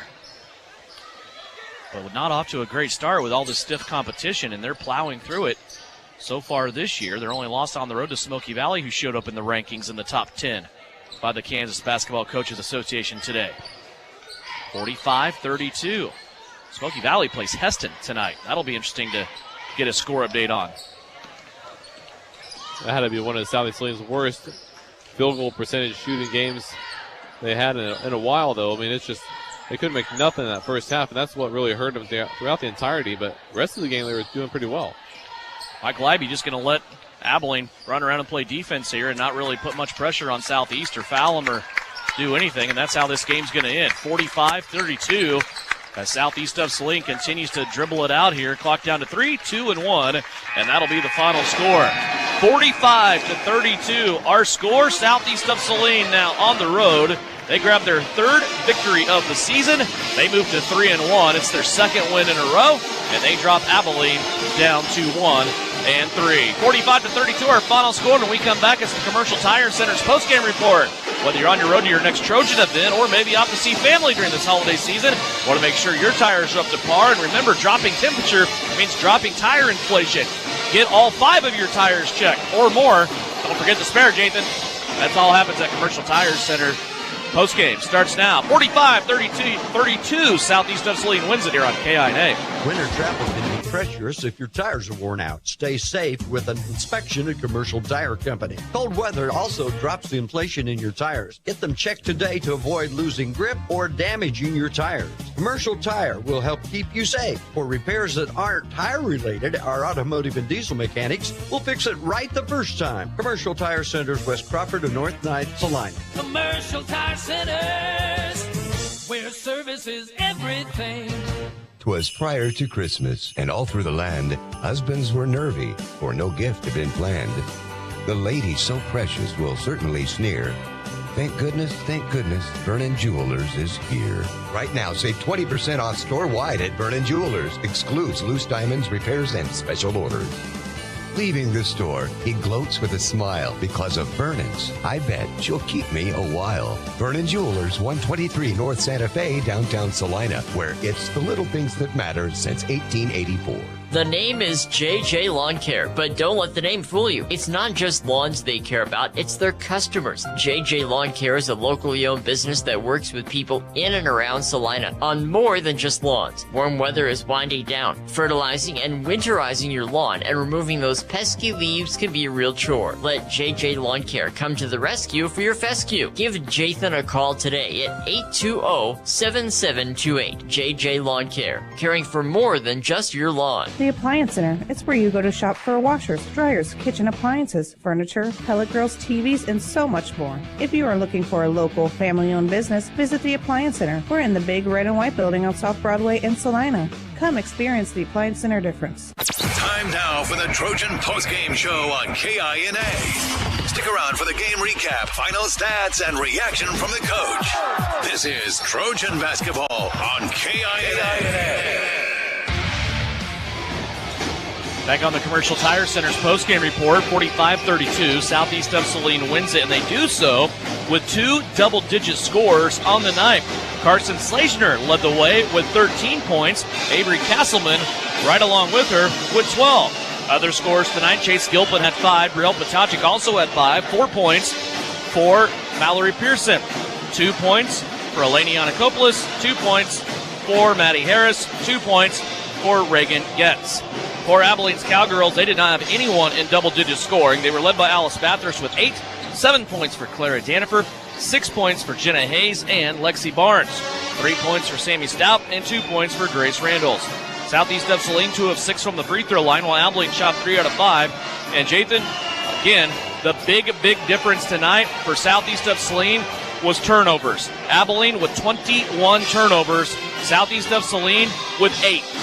And that's just a part of the key of the game that we had early on and often. I mean, when you keep those turnovers to single digits, that just gives you those more opportunities. And Southeast Saline just really capitalized on those forced turnovers that they did.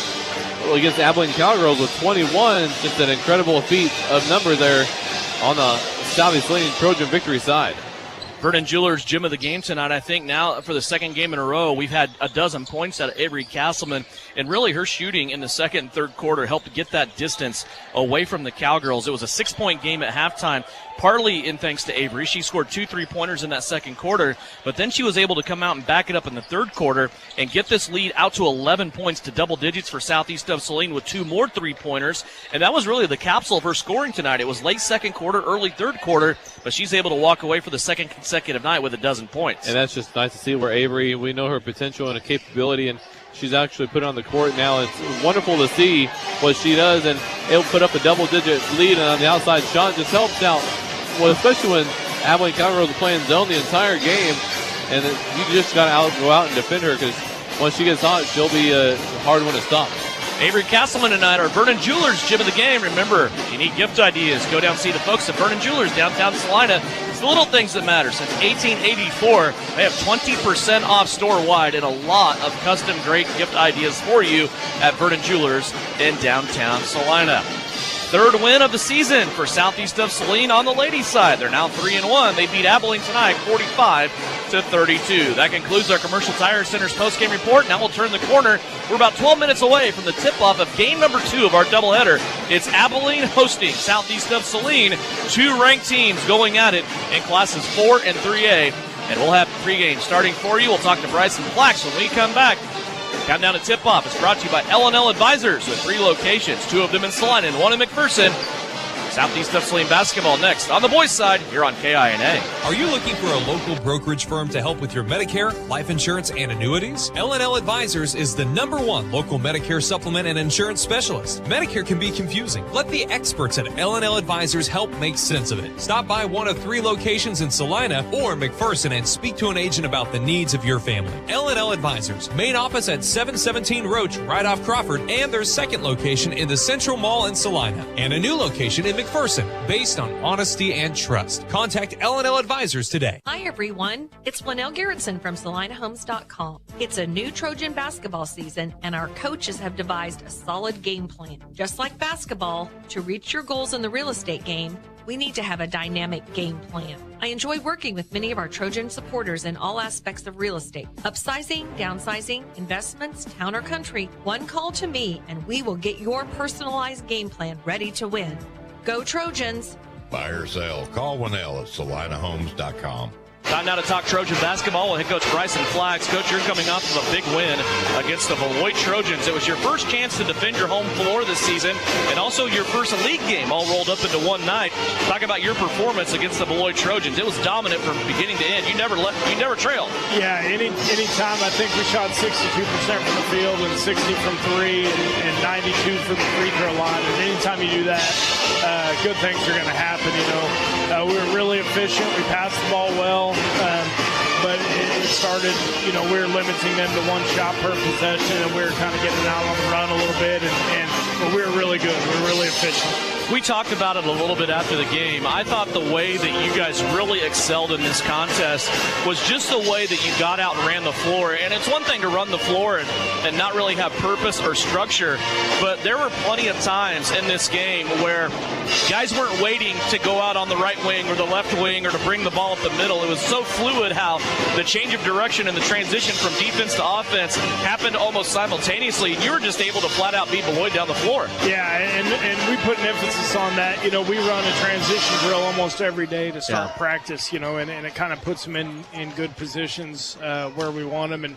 And when it's clicking, it's really good. But, we were able to beat them down the floor, but a lot of that was our defense was really good, all in all. So 9 guys for you in this game in the scoring column, 3 of them in double digits, 2 more with 9, knocking right on the door.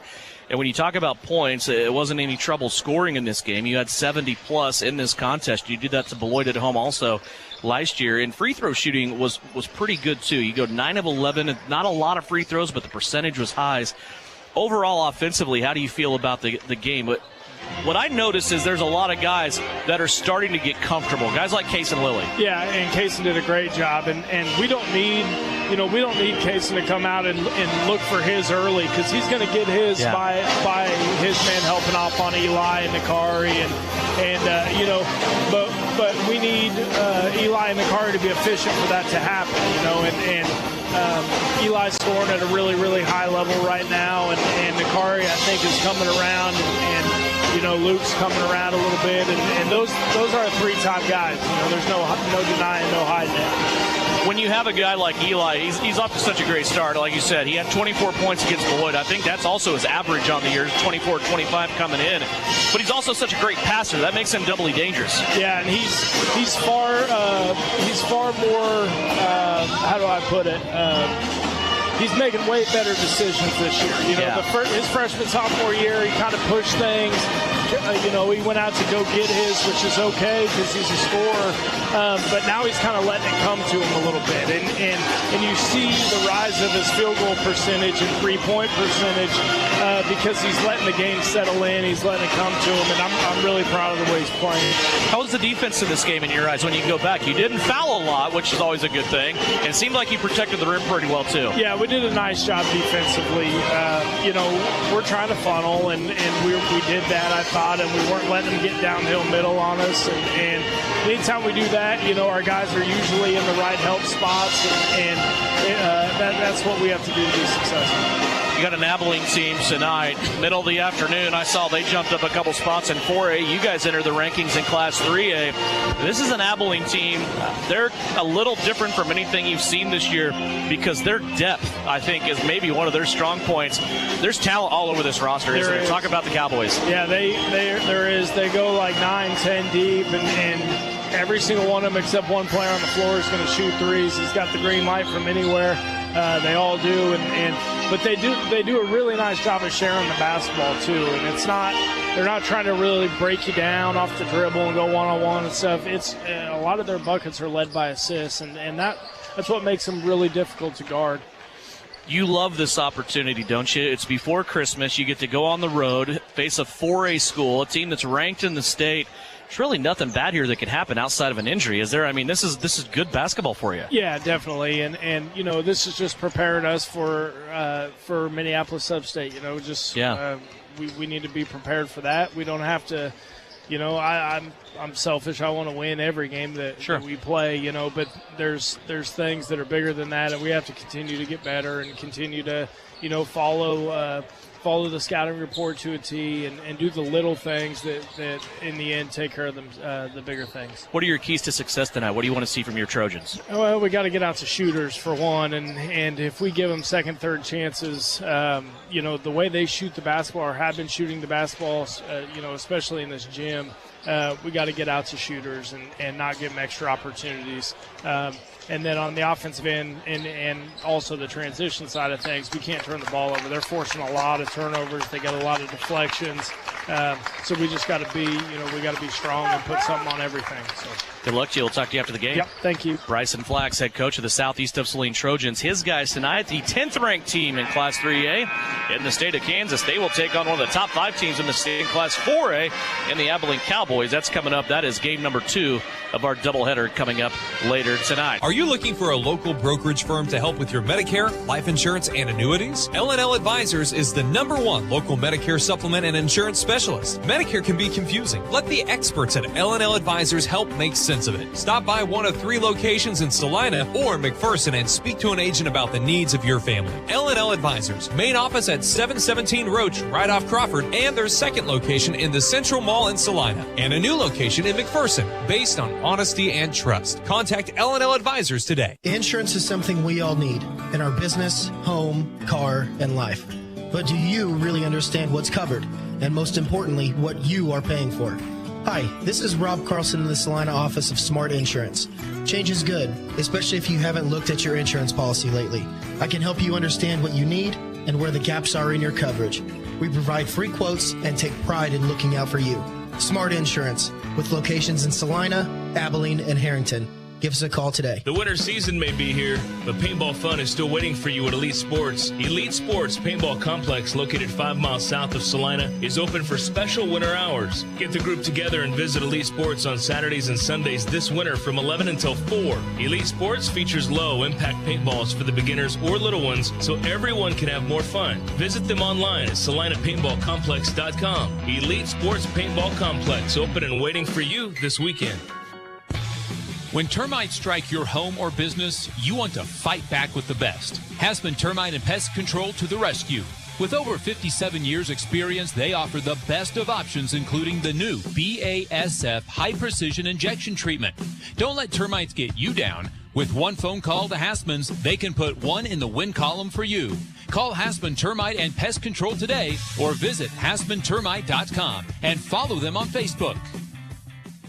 PRP, or platelet-rich plasma injection therapy, has received quite a bit of attention since its use by many professional athletes. Professional football players like Peyton Manning and Jamal Charles have used PRP therapy for sports injuries and to avoid surgery. But you don't have to be a world-class athlete with millions of dollars for this cutting-edge therapy. PRP is available to you in the Salina Pain Clinic. Call the doctors for a consultation and see if this treatment is right for you. See them at 200 South 5th in the Salina Surgical Arts Center. Troublesome car repair and everyone has told you it cannot be fixed or it's way too expensive? Try McKim Auto Service in Gypsum, Kansas. They do quick, dependable work and provide the lowest hourly rate in the area. McKim Auto will service your vehicle from front to back and everything in between. They treat you and your car like a friend or even family. McKim Service specializes in engine and transmission rebuilds. 701 Maple, Gypsum, Kansas. Wouldn't trust anyone else with my family car. So, if your repair seems grim, remember McKim. Give them a call today to make your appointment.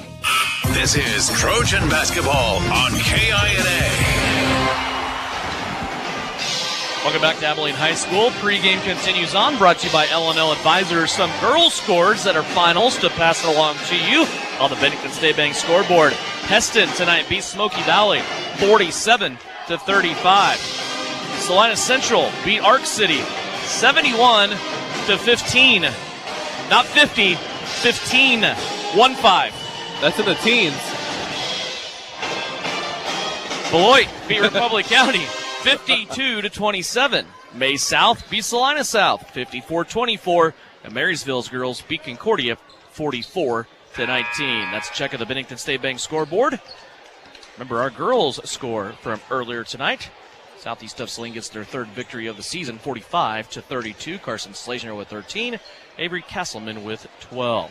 Let's go over starting lineups for this game here tonight. It is a state-ranked Abilene Cowboys squad that is loaded with talent. They are the third-ranked team in Class 4A.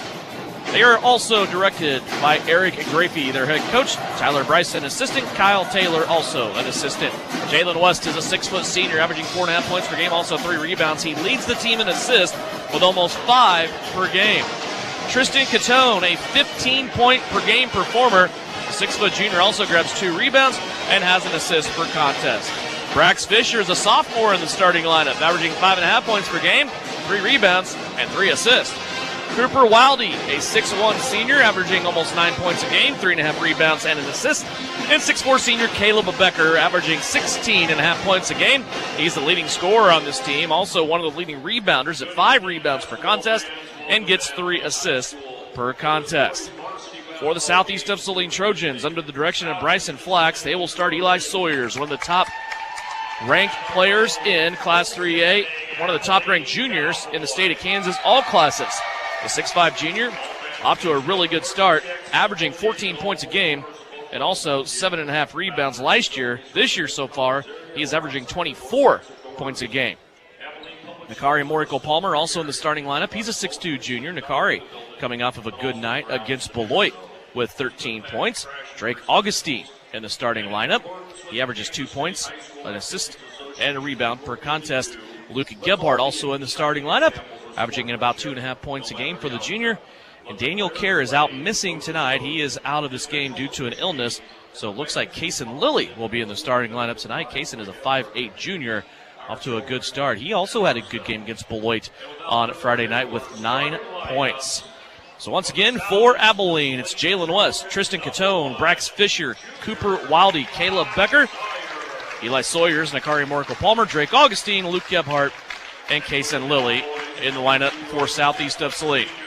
I think kind of the lead story, Jathan, when you look at the New Image Audio keys to success on this one, Abilene's loaded. I mean, they are just top to bottom loaded.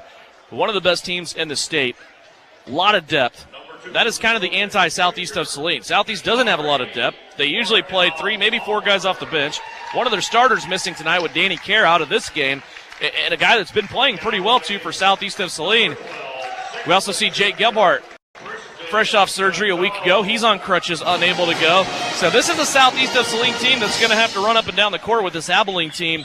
A little short-handed tonight, and with that short bench. Yeah, and it'll be interesting how South Saline rebounds after, even with Danny Kerr having a tremendous game. And just you and I both talked about him. I mean, just how he's starting to really get the click of the game and clicking, feeling well, and with his three-point shooting opportunity and just the way he's handled the ball, just doing a tremendous job on the starting lineup. And but this lineup here, you always talk about on the roads, is our trips have been long this year with the football season, but just basketball-wise, as Abilene, you've always talked about how good they're going to be, and it'll be interesting to see them in action against Sally Saline here tonight. Another girls' final on the Bennington State Bank scoreboard as we wait on the start of this one. Minneapolis tonight, they were able to beat Ellsworth 56-38. Southeast of Saline right now leading the NCAA with 1 league win. They are 1-0, 3-1 overall. Minneapolis now at 4-1 overall, and they get their first league win now 1-0. Sacred Heart right there, they're 2-2. I think Sacred Heart was out of action tonight after competing through the Chapman tournament last week. Well, you look at this game, though, interior-wise, you can go up and down the bench all you want and say who's going to play, who's not going to play.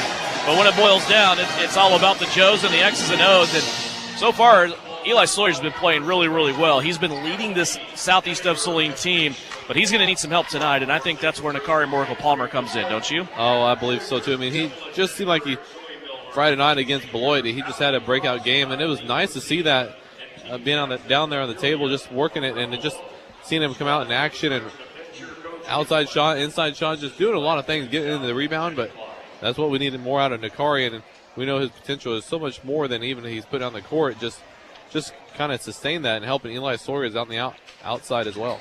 Nakari had 13 points in the game, but went off in the third quarter when he scored 9 points for Southeast of Saline in that big 70-plus point outburst on offense and able to get rid of Beloit. But this will be fun for Southeast of Saline in a good gym with lots of energy, big old video board to our left, and we're able to watch it on SalinaPost.com thanks to our friends at Smart Insurance with locations in Abilene, Salina, and Harrington. It's Eli Sawyers in the center circle against Caleb Becker, 2 of the best basketball players in the state of Kansas. The tap is won by Southeast of Saline. Kason Lilly goes down and gets it. He's going to start the offense here with a pass to the right-hand side. Drake Augustine. They work it around now. Everybody touching the ball except for Sawyers, who stands high post. Sawyers now will have it. He'll pass it over to the right. Augustine. Little give and go. Eli to the bucket, and that one's going to score in. Change of direction midair for Eli Sawyers as he knifes his way through the defense of Abilene. Nice just give and go from Eli Sawyers, from Drake Augustine. Just a pass and tip and movement from Eli Sawyers for 2. The matchups early on is what I'm intrigued with. Sawyers is guarding Becker on Southeast of Saline's defensive end. Becker was not guarding Sawyers while Abilene was on defense. Here's Caleb Becker now. He's going to hand it off, get it right back. Now he wants to drive on Eli Sawyers. Lost the ball out of bounds along the baseline, and the first turnover of the game on the first possession goes to Abilene. 2-0, Southeast of Saline. Now they'll have to face some full court pressure here by the Cowboys. Southeast will get it in to Augustine. Now middle of the floor. Becker's going to come in and take it back. Caleb Becker all the way to the hoop, and a little step through on the attack, and he's able to score. Turnover and the transition for Caleb Becker. Sawyers now on the right-hand side. Back out to Nakari Morrill-Palmer. Kason Lilly for 3. Got it to go. Kason Lilly in the starting lineup tonight for Daniel Kerr. Makes it rain from the right-hand corner. Nice to see Lilly just remain hot shooting as he was Friday night. 3-point lead for Southeast. There's Becker, mid-range jumper from 17. That's no good. Kason Lilly fighting for the rebound, but Becker at 6'4", able to get it back. Now a layup on the right-hand side. Up and no good for Abilene. Here comes Southeast back the other way. Momentary numbers, but Abilene gets back nicely on defense. Now Nakari has it down the left-hand side. Layup off the window, good.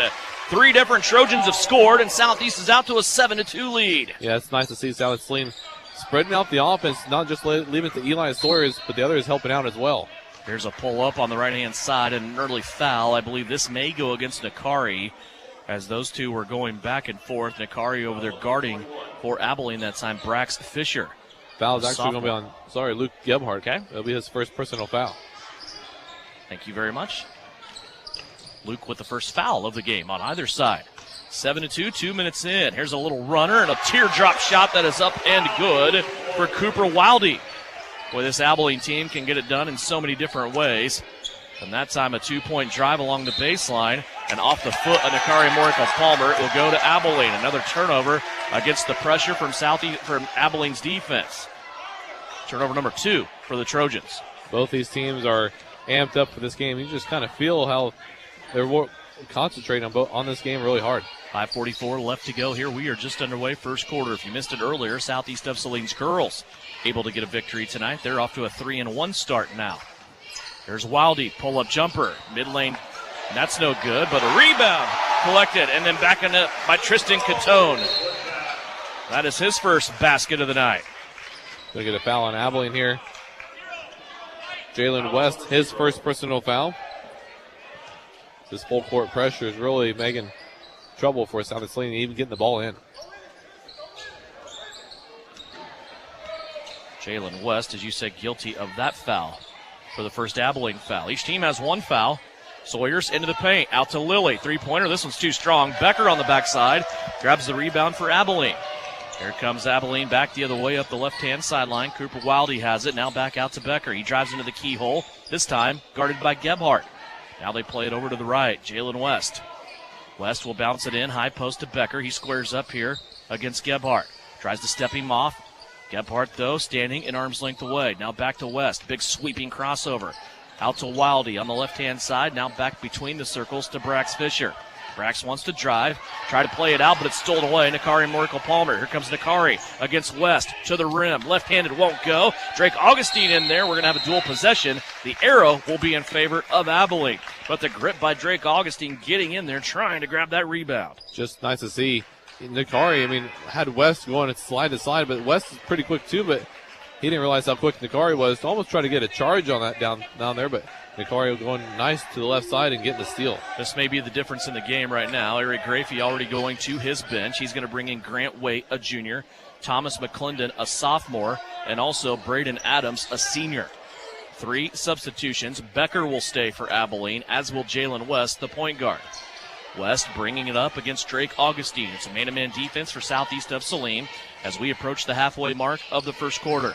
7-6 SES. Abilene working it around. Becker for 3. That one's an air ball. It's going to be taken in by Kason Lilly. Lilly, an outlet to Augustine. Here comes Drake wanting to run. He'll collect the defense, and then a foul is called. Drake Augustine attacking the rim. That foul is going to be on Caleb Becker, his first personal foul. Looked like Drake was trying to collect the defense there. Just kind of went by Becker, who was standing, and must have got enough of him that the official thought it was warranted to call a foul. There's Southeast now getting it in from the baseline out towards the timeline at center court. Now Sawyers has it. He steps back. 3-pointer on the way. Won't go off the right-hand side. Hit the front of the rim. Abilene has it. They want to run back the other way. This is a high-tempo game so far. Grant Waite to the rim. Out to McClendon. He wants to drive. Scooping left-hander off the window is good. Thomas McClendon, his first basket and the first bench points of the game. That was a great move there by McClendon, and had Gebhardt on him. Just a better left-handed hook shot there by McClendon. Nakari inside to Sawyers. Sawyers will go at McClendon here. Collects all the Abilene defenders. Now plays it back out to Kason Lilly. He's up top to Nakari. Step back 3. Hits the front of the rim. No good. Rebound taken in. Cameron Venduska, who's into the game. Excuse me, that's Braden Adams. Adams now down the court to Becker. Becker a little back and forth. Bounce pass stolen away. Lilly pokes it out. Ball still loose. And now Nakari Morical-Palmer will pick it up. 3:10 left to play. First quarter. Gebhardt has it. Now out to Nakari. They're standing beyond the 3-point arc. Now to Sawyers along the baseline, and a foul will be called on McClendon. Not allowing Eli Sawyers to move in. It just kept pushing him out. That'll be McClendon's first personal foul. We're going to get a T early on here. Technical foul on somebody along the baseline. Let's see who gets it here. It's going to be McClendon. That'll be his second personal foul then. He will go to the bench. No questions asked. Tuck his jersey and sit. You wonder how long. On the other side of the janitor, maybe. I don't know. Oh, security's over there. Eli Sawyers at the line to shoot the technical foul twos, and then we'll have the ball underneath the basket. Sawyer's first free throw is up and good. Eli with 3. First free throw of the game for either team. Second free throw on the way from the junior. Got that one as well. So Eli Sawyers, 4 points. Got a couple of technical free throws there. As McClendon doubled up, got a personal foul, then a technical foul. Southeast of Saline back up by 1. 9-8 now our score. Drake Augustine will inbound at center court. Has Nakari Moracle Palmer. Now Nakari has the ball poked away, and will stay with Southeast. Coach Eric Grafey for Abilene didn't really hesitate about that technical foul either. Just like he knew that stuff happens here to McClendon quite a bit, it seems like. Kind of looked like a trend, didn't it? It did. Here's Sawyers. He plays it around, hands it off now to Gebhardt. Luke comes off the screen and was able to pull up and bury it from 12 feet. Luke Gebhardt's first basket of the game. We see him start to gain the spring back and the energy every single game, don't we, as he recovers from a really tough football season. 11-8 our score. Southeast back out in top. Here's West with some fancy ball handling now and around the back pass out to the corner. But Abilene can't do anything with it. They do bait Southeast of Saline into a foul as Kason Lilly collects contact. That'll be his first personal foul, and just a lot of ball movement, a lot of action going on here, and bringing Caden Isaacson off the bench along with Drew Richardson. Nakari Moracle Palmer, Kason Lilly will come out. Richardson, as you said, Isaacson, Sawyers, Gebhardt, Augustine all on the floor. Here's Becker inside. Bounce pass across the paint. Shot blocked by Sawyers, and he also collects it and takes it away. Here comes Southeast of Saline up the floor with Gebhardt. Middle of the floor, now back to Sawyers. Becker comes out to challenge Sawyers an arm length away. 11-8, Southeast of Saline leads it by 3. Inside, Gebhardt, hesitation. The defender flies by, can't get the bucket to go. Now Sawyers has a little pump fake. He'll drive to the rim. Up and under, and they say traveling for Eli Sawyers. Bryson Flax nods his head as he approves of the call. Yeah, just a great move there. Just the defense at Abilene putting on Eli Sawyers, giving too many shuffles. That's where the traveling call came in on Sawyers. 11-8. Southeast of Saline now will put in some full court pressure here. 4 fouls on Abilene, 2 on Southeast of Saline as we approach the 2-minute mark of the first quarter. Southeast leads it by 3. Brax Fisher with it. He'll play it left-hand side now to Catone back into the game. He pulls up from 16. That shot no good. And a foul called underneath. I think Caden Isaacson might have earned this one. Yeah, it's after the shot, so somebody on the floor. And the foul is going to be on Caden Isaacson, his first personal foul, who just came into the game. Third foul now for Southeast of Saline. Up top with the basketball. Grant Waite has it. Sawyers goes flying by, trying to gamble for the steal. Now an open 3 for Abilene. That's no good. Sawyers had a shot at the rebound, but able to stick it back in is Grant Waite. Waite's first basket and the first bench points for Abilene. Here's Sawyers with it. Underneath, Caden Isaacson is wide open. Now the defenders swarming on him. He plays it out to Augustine. Augustine can't get it to go. Got his own rebound, though, falling out of bounds. Plays it back into Gebhardt for 2. Great move there by Augustine, having the coordination to pass it once he got the rebound. Just a great pass there by Drake Augustine. 1:05 left to play. First quarter, 13-10. Southeast of Saline leading by 3. Abilene working it around the perimeter here. Southeast still flying around in that man-to-man defense. Isaacson up top. as he comes out to challenge Brax Fisher.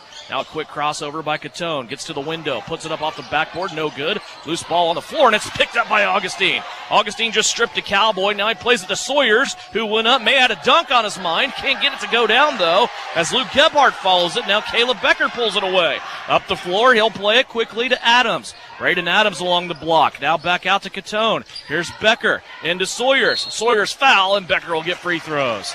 Boy, that back and forth had a lot of action in it, and ends up with Becker just calmly going at Eli Sawyers out underneath. That'll be Sawyer's first personal foul.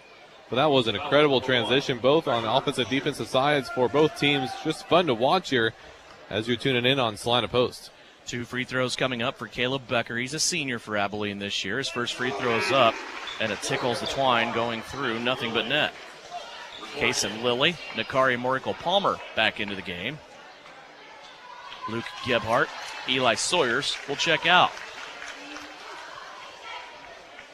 Augustine, Lilly, Morikel Palmer, Richardson, Isaacson on the floor right now. Second free throw by Becker, also good. Both teams are 2 for 2 from the free throw line here in this first quarter.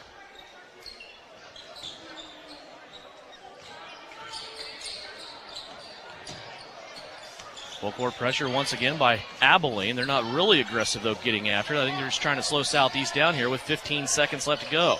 Here's Isaacson on a drive, and he's able to score. Caden Isaacson with his first 2 of the game. Nice baseline move by Isaacson and going up strong on that right hand. Here's a layup now. Just the speed that time of Abilene as Brax Fisher is able to put it in, and that will be the end of the quarter. A good first quarter of action here at Abilene High School. Southeast of Saline leads Abilene 15-14 at the end of one. You're listening and watching Southeast of Saline Trojan basketball as they take on the Cowboys in Abilene. Brought to you by Smart Insurance. A shield against the elements. Comfort in the midst of chaos. Shelter in the aftermath of destruction. For 75 years, Shelter Insurance has remained true to our promise to be there when you need us most. This is the heartbeat of our company, our why. Shelter Insurance. For your auto, home, and life. See me, Kelly Kitchener, at our brand new location, 1809 South Ohio in Salina. The Southeast of Saline School District has a long-standing reputation for excellence. This excellence in public education has been a source of great pride and one of the factors contributing to the quality of life in our community. The Southeast of Saline Education Foundation works in partnership with the USD 306 School District and the community that it serves to maximize student potential, thereby creating a lasting legacy, not only for our children, but for our community. The Southeast of Saline Education Foundation salutes the Trojan sports program. You're listening to Southeast of Saline Hoops on KINA. Back here at Abilene High School, Devin Haney, Jathan Show. 15-14. Southeast of Saline leads it by 1 over the Abilene Cowboys. Good game thus far. Lilly, Morikel Palmer, Isaacson, Augustine, Richardson on the floor for Southeast as we start out here.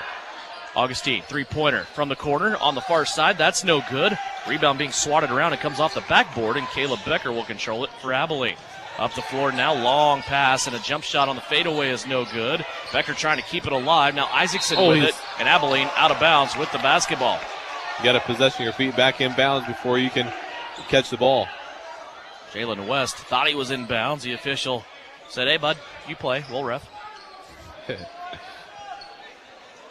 Nakari now sets inbound. Abilene spread their scoring out.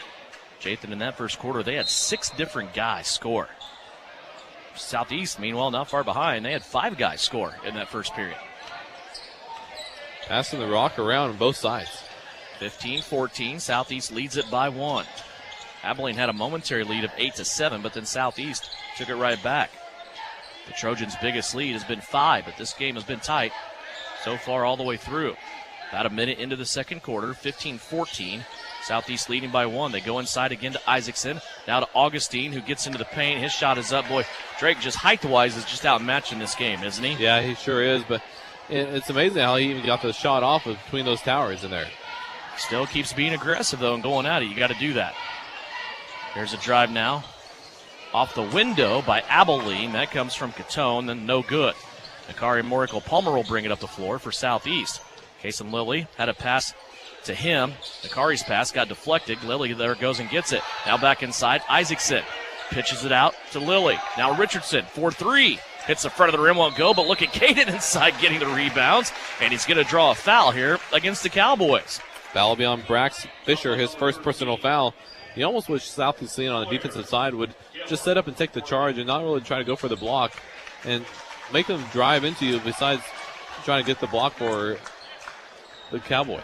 Eli Sawyers, Luke Gebhardt back into the game. Good stretch there by Southeast. They maintain their 1-point lead with 2 of their main guys on the bench. Now the full cast of the starters for tonight back out there. Again, Southeast playing without Daniel Kerr tonight. A starter through the first 3 games. There's Sawyers backing it down, sweeping drop step, can't get it to go. Nakari rised up. He tried to get the rebound, but it ends up falling into the lap of Caleb Becker. Here comes Abilene on the attack, trailing by 1, and a foul called against Southeast. Going to get a push foul on Eli Sawyers, picked up his second personal foul. Oh, correction, Luke Gebhardt be his second personal foul. Yeah, Bryson Flax didn't like that. So Luke will pick up number 2. 5 team fouls on each side. 6 minutes left to play before half. Trying to hook up with head coach Shauna Smith here at the break. Let's talk about another Southeast of Saline Lady victory. Here's a backdoor cut by Jalen West, but he did not take the shot. He pitches it out of bounds, and on the baseline was the receiver that he played it to. Boy, Jalen should have shot that. Yeah, he should have. Just wide open. I don't know what Drake and Jalen were talking about, but they're sure laughing it up right now with one another. Well, Bryson Flex and the official were having a good chuckle, too, and now Bryson's down talking about something to the baseline official. He just Not wonders sure what. Oh. Enough for the officials to congregate at the free throw line. I'm not sure what this is about. It's interesting.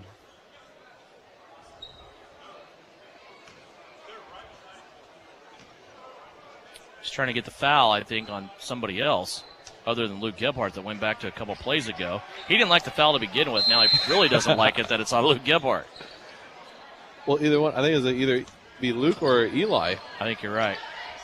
Well, I think Kason Lilly might have been there. Oh. Because the ball handler went between the two. I don't know. Go back and review it on Salina Post later on. Rewind. Here's Sawyers with it. They'll pitch it out to the backside. Augustine. Drake will pull up from 12. Too strong, won't go. Gebhardt with the rebound. Out to Nakari from 18. He cans it.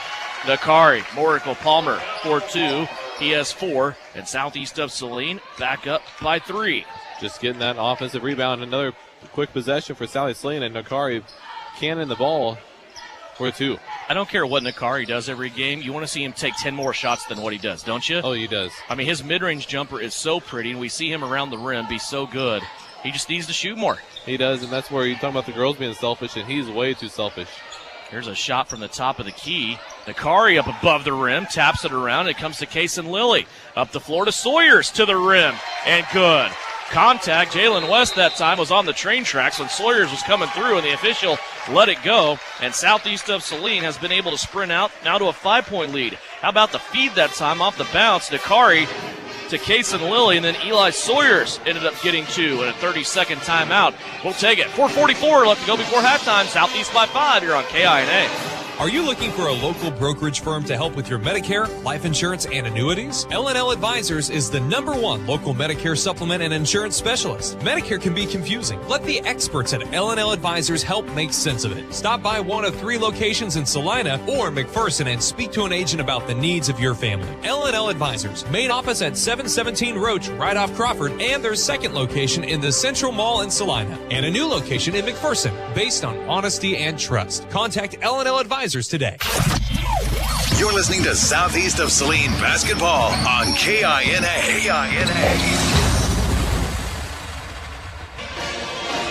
Devin and Jathan back here at Abilene High School. So far, Southeast leading by 5. It's 19-14. 4:41 left to go here before the break and the intermission.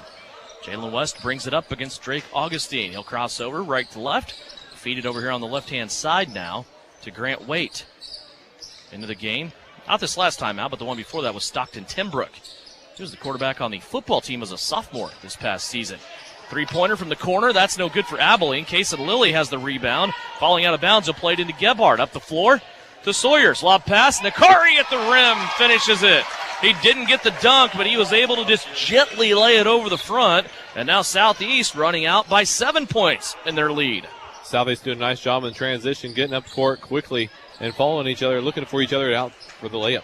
When you have a guy that can play above the rim, it's a lot of fun to watch. But when you have two of them and they feed each other, that's even better, right? Oh, it is. When they're at the high-low, either one of them, it's just fun to watch, see what they can do with the ball to help out each other. This Abilene team has 4 seniors on it. Southeast of Saline, of course, has 0 seniors this year. Near steal by Gebhardt. He knocked it away, then went rolling off a Cowboy foot and eventually ends up with Becker. Now they go over to the far side. Brax Fisher with it. He'll drive into traffic, put up a shot that's no good. Sawyer's had a chance at the rebound, but it's poked out from behind, and it will go to Southeast of Saline. 3:34 left to play in the second. Southeast by 7. This game has not slowed down either way for both of these teams. Just fun to watch here early on. Drake Augustine in the backcourt trying to step through a trap. He does, but then he has his hands grabbed, and a foul is coming here on Abilene. It's their 6th team foul. Foul to be on Jalen West, his 2nd personal foul. Like you said, team foul number 6 will be a 1-on-1 situation for Southeast of Saline. Jalen West not liking that foul as he's still waiting for it to come up on the scoreboard, and now he looks at the bench in disbelief. Here comes Gebhardt now, left-hand side. He goes down deep low to Nakari. Nakari steps away from the double team and is able to score on the drop step. Nakari's got a half a dozen in the second quarter. 8 now for the game. It's a 9-point Southeast lead. Jump shot from the elbow, right-hand side. That was much needed by Abilene, and it comes from Stockton Timbrook. That's the first points for Abilene here in this second quarter, and it comes with 3 minutes left to play. High post entry now in the keyhole. Sawyers. He has Becker right there on him. Outside now and back in Nakari, and Nakari is going to get one-on-one free throws coming up after this. It's a foul from behind on Stockton Timbrook. Southeast feeding the ball on the inside. This will be a 1-on-1 opportunity for Nakari. That foul is going on Timbrook, his first personal foul. Nakari at the line for Southeast shooting 1-1. Back to the bench, Cooper Wildy comes in. He's a starter for Abilene. Coming to take his... Well, I thought Becker was coming out there, but instead they're going to take out Timbrook. Becker and West were the only two that had not sat down so far in this game. Jalen West does go to the bench with those 2 fouls. So Becker's the only one that's in there that's been playing the whole time for Abilene. Nakari's first free throw is up and good. 7 points in the quarter for Nakari. Just what you want to see for Southeast Saline going on the winter break. Just a nice game he had Friday night and just capitalizing on it right now here at Abilene. Second free throw. Rolls it around, won't go, but there it is. Luke Gebhardt with the rebound. Luke was underneath the backboard, nearly took that one off the rim. Inside, outside now, Kason Lilly for 3. And it's an air ball, no good. But look at Nakari and Eli Sawyers both. They're both telling him keep shooting. Look at that. Yeah, you just know the potential that he has working with him. All his juniors out there and sophomores. It's just fun to going to be able to watch them grow up. 8-point lead for Southeast, 24-16. Abilene with the basketball. Cowboys working it on the right-hand side. Now they skip pass over back near side to Wildy. Corner 3 put up and good by Brax Fisher. 5 points for Fisher. He leads the way so far here for the Cowboys. 24-19. Ball on the floor picked up by Fisher. First turnover of the quarter for Southeast of Saline. Fisher gets into the paint. Plays it out to the right-hand side now to Grant Waite. They go inside, outside. Here's a drive now by Fisher. He puts a shot up, no good. Becker going against the Drake Augustine for the rebound. Gebhardt will pull it away. Now a pass up the floor to Eli Sawyers. Sawyers along the baseline. The official out here by half court made the call, said he was out of bounds. I don't know how you can do that. I don't know either. I'm not saying he wasn't. I'm just saying you can't make that call from there. Just incredible to see how, he was at the volleyball line, the first volleyball line, when he made that call. Gebhardt unloaded that one, didn't he? 24-19, 5 turnovers now for Southeast of Saline. Here's Becker inside against Isaacson. Drops his shoulder, bowls his way down underneath the rim. Now pitches back out. Here's a three-pointer that's blocked. Nakari got a piece of that one, but again, Caleb Becker comes up with it. You know, there's a ton of 50-50 balls that probably nobody has a shot of, and then all of a sudden you see old 34 there for Abilene just picking them up. Here's a steal. Sawyers out in traffic going to the rim. Nearly got it to go, but a foul from behind by a couple of Cowboys as they were trying to keep Eli Sawyers away from the basket. Eli getting the steal and 1 for 2 opportunity. Going to have a 1 for 1 or shooting 2 here as that foul is going on Fisher, his second personal foul. 3 different Cowboys have 2 fouls. Sawyers to the free throw line, shooting 2. First free throw is up, and it rattles out. No good. Southeast started out 3 of 3 from the free throw line. Now they've missed their last 2. Still a 5-point lead for the Trojans. 1:26 left to go here before the break.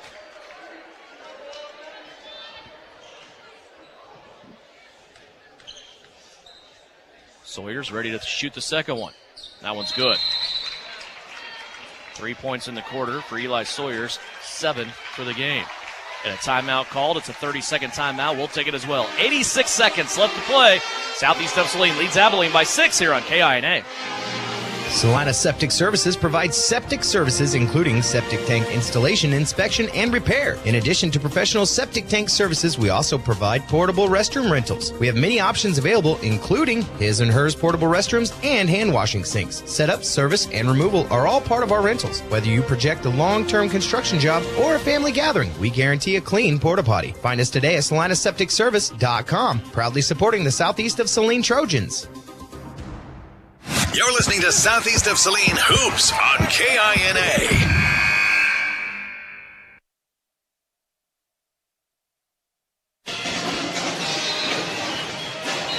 Stay tuned with us at halftime. We'll talk to Shauna Smith. Have a Bennington State Bank scoreboard update for you. And stats from the first half. That's all coming up here at the break. Brought to you by Knopf Auto and Truck Accessories. 25-19 our score. Southeast of Saline leads it by 6.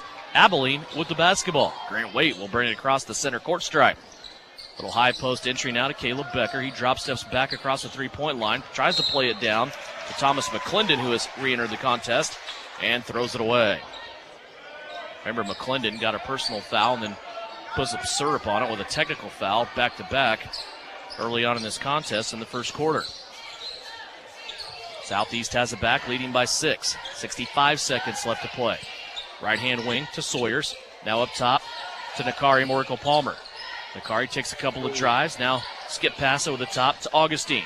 Drake wants to get inside. High off the glass. He's able to score. Drake just keeps going at this Cowboy defense, and he's able to score yet again. Yeah, once he finds that little rhythm and that little high shot he can do, he might be able to knock down more of those. Becker taking Sawyers to the rim. Good defense by Eli. Becker comes up empty. Isaacson now diving on the court. 2 Trojans out of position. Now Becker down low trying to get the uncontested layup. And a foul over the top. It's either Lilly or Morikel-Palmer with the foul, and it's going to be on Nakari. That'll be Nakari's first personal foul, and Becker at the line to shoot 2 with 33 seconds left in this first half. Caleb Becker pretty quiet in this game. He has 4 points. He scored all of those in the first quarter. His third free throw is on the way and crawls out. He's 2 for 3. How many near steals on that little possession did Southeast Saline have? Caden Isaacson laying it out. And then Drake Augustine almost had the poke out. Just been nice to see Southeast Saline come out with a nice energizing play leading into this first half. Second free throw by Becker is right through the net.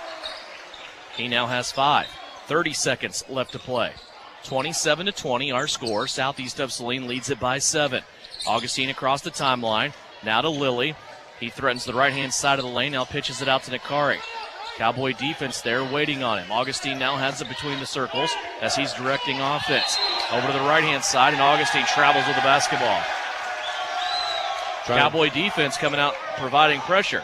Trying to direct traffic and just kept getting rode out there. He didn't have nowhere to go except for just moving his feet. That'll give Abilene an opportunity here, leading by 7. 13 seconds on the clock. Grant Waite has it. Now to Adams.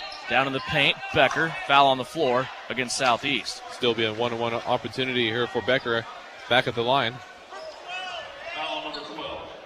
Foul's on Kason Lilly, his second personal foul. was a non-shooting foul, as you said, but a 1-on-1 opportunity coming up. Caleb Becker, 3 of 4 from the free throw line. 6.8 left. Free throw is good. Caleb will get the bonus. One of the 4 seniors on this Abilene squad. Little brother Kyson is also on the team as a sophomore. Kyson's about the same height as Caleb already, if not a little bit taller. Second free throw on the way. Good.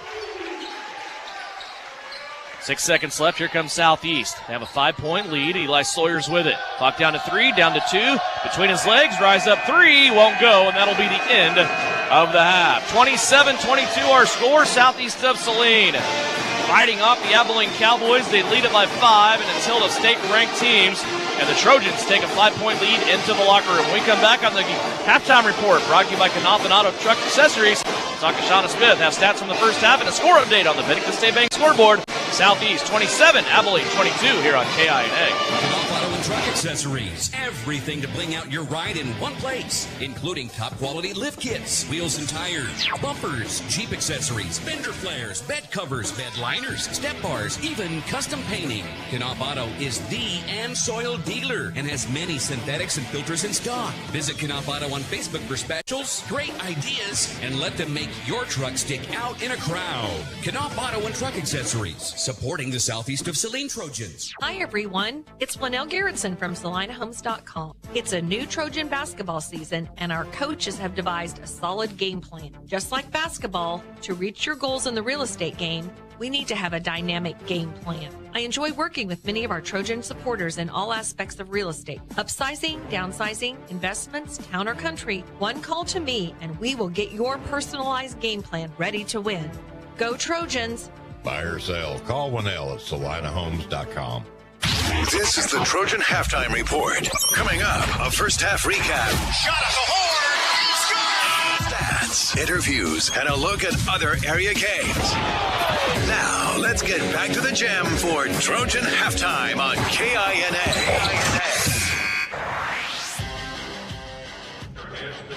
Back here at Abilene High School, Devin Haney along with Shauna Smith now, the head coach of the Southeast of Saline Lady Trojans. And Coach, a big night for you tonight, just going down the road a little bit here to Abilene, 45-32, you get the victory.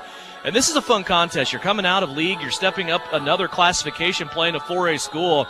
And this Abilene team, we knew they would be better than what they were last year.